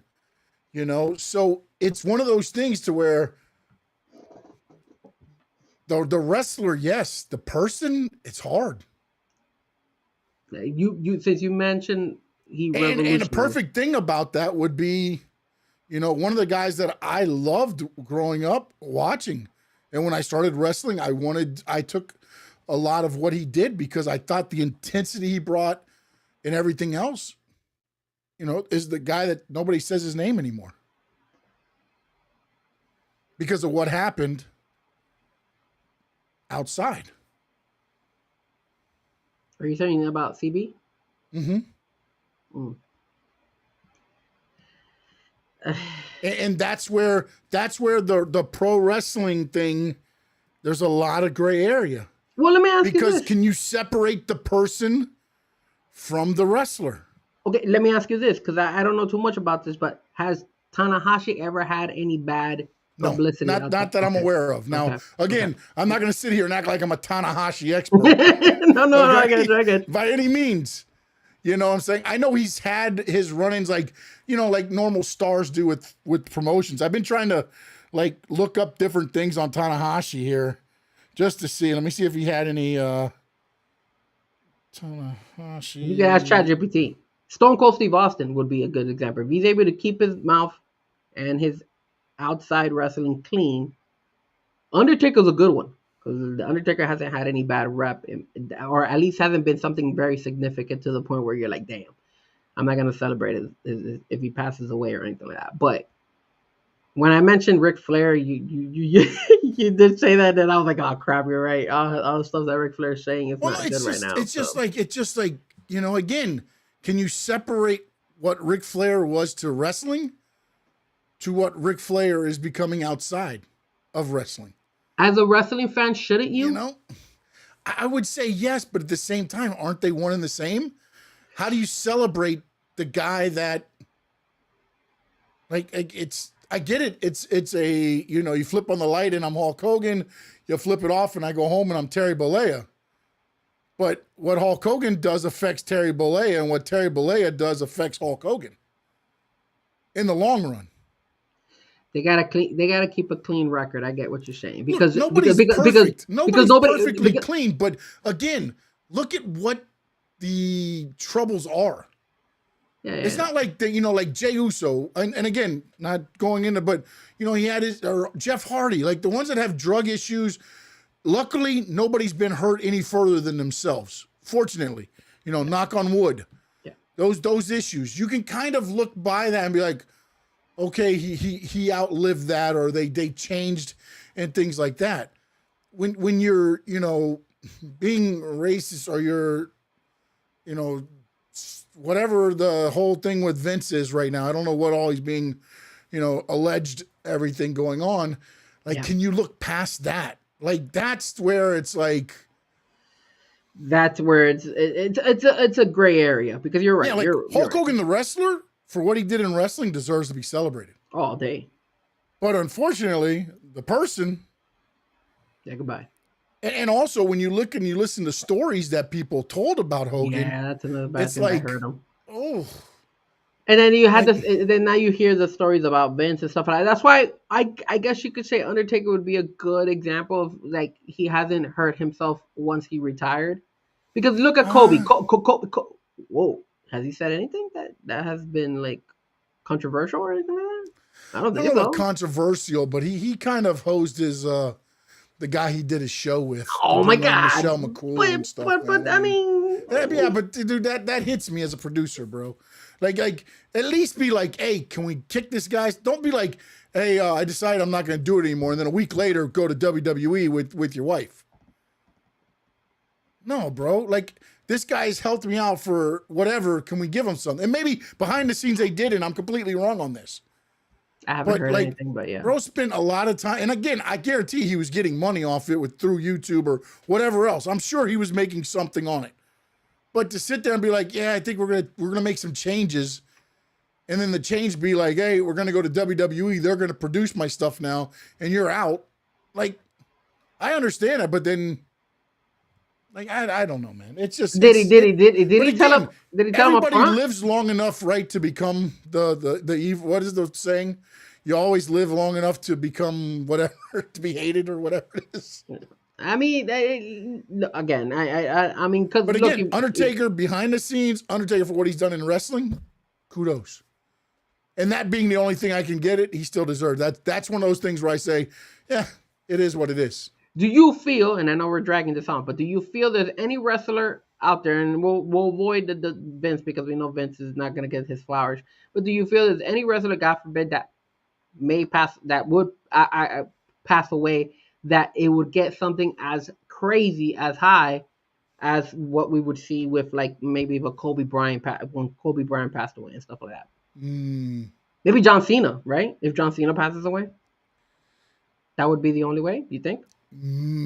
If it's The Rock, Stone Cold, knock on the knock. Yeah, on we don't wood want. here. We're not wishing any of those guys to pass Yeah, away. knock on wood. I would say, I mean, again, you're talking about like a memorial type thing, like a a stadium wise. Well, not only that, but that there's a viewing and there's open. You got millions of people going to go watch, man. Right? I don't know. The Rock has made a lot of enemies in Hollywood as well. Yes, he has, man. You know what I'm saying? And again, whenever you're in Hollywood, there's people that are going to love you and people that are not going to like you.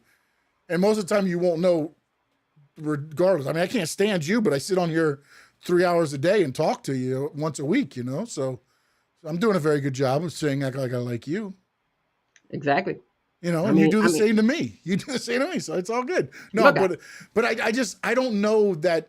And again, I don't feel like when you look at it, it's so funny, right? Because we celebrate, like, and again, it's funny that you say Kobe, because it's like, I go back to this. That's sports. This is entertainment. We look at it differently, man. We celebrate sports. Okay, but then we don't celebrate entertainment. We don't. What about when you have like a very famous superstar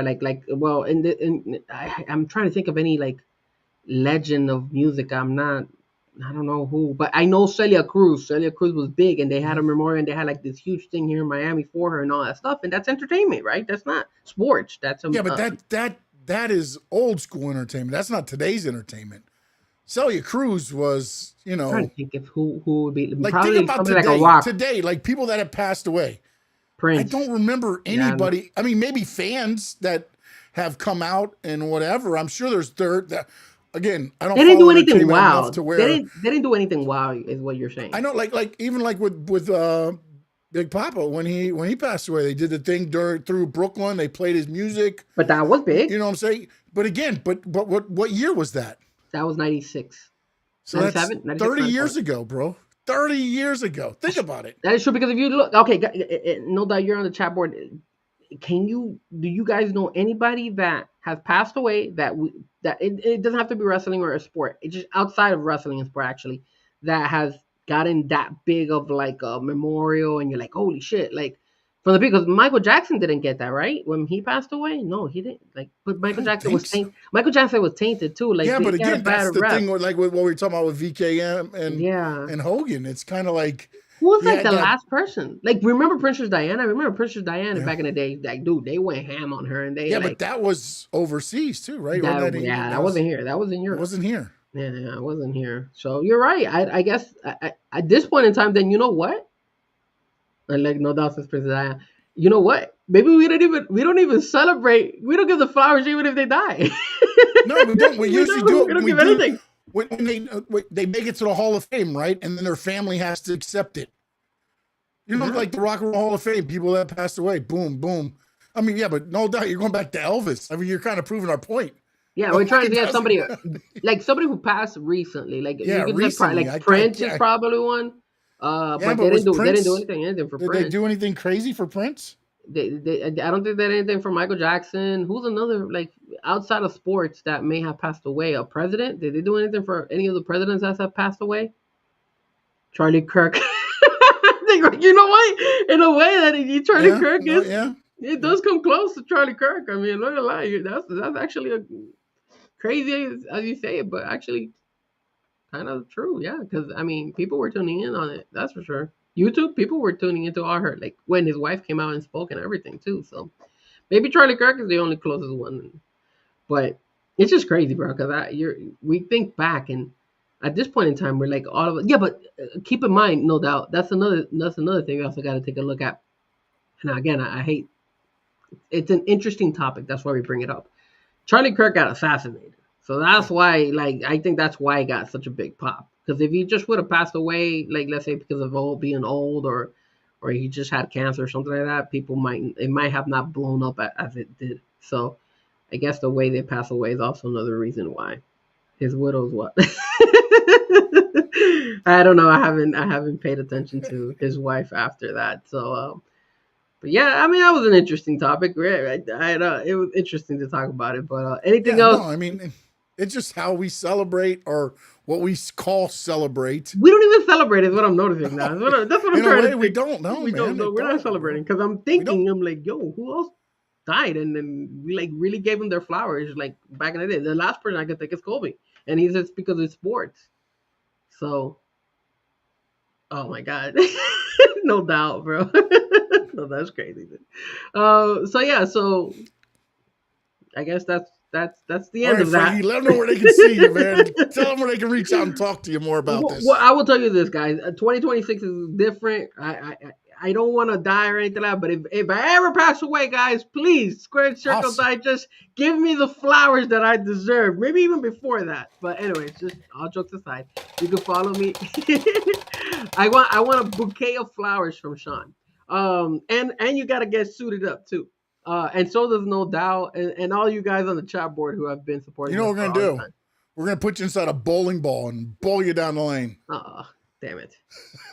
You can follow me at Frankie Fresco on all social media platforms and Fresco Music. Again, you could best way to find me is just spell the Frezko. And obviously, don't forget to hit the like. Don't forget to hit the subscribe. And also, don't forget to hit the like and the subscribe if you're watching the replay of the show. There you go. You can reach out to me at SS_sports talk on X. I'm at Stanley Media House everywhere else. Go like both YouTube channels, Frankie Fresco and also Stanley Media House.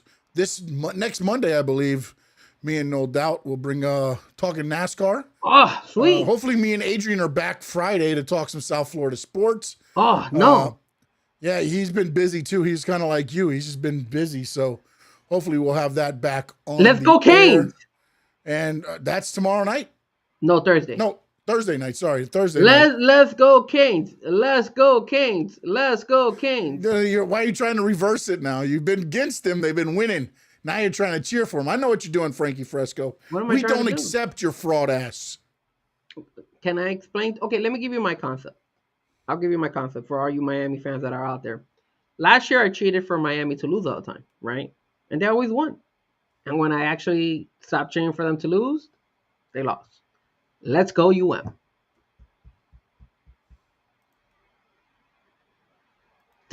Emotional damage. It took you a while. It would have been better if you would have hit it on the spot. Yeah, I know, but I can't do that because I got so many damn things in the way here. CM Punk's still champion. It is, in the words of the great Gordon Soley. First off, Happy New Year. Now, in the words of the great Gordon Soley, so long from the sun, shine, state. The Squad Circle Digest!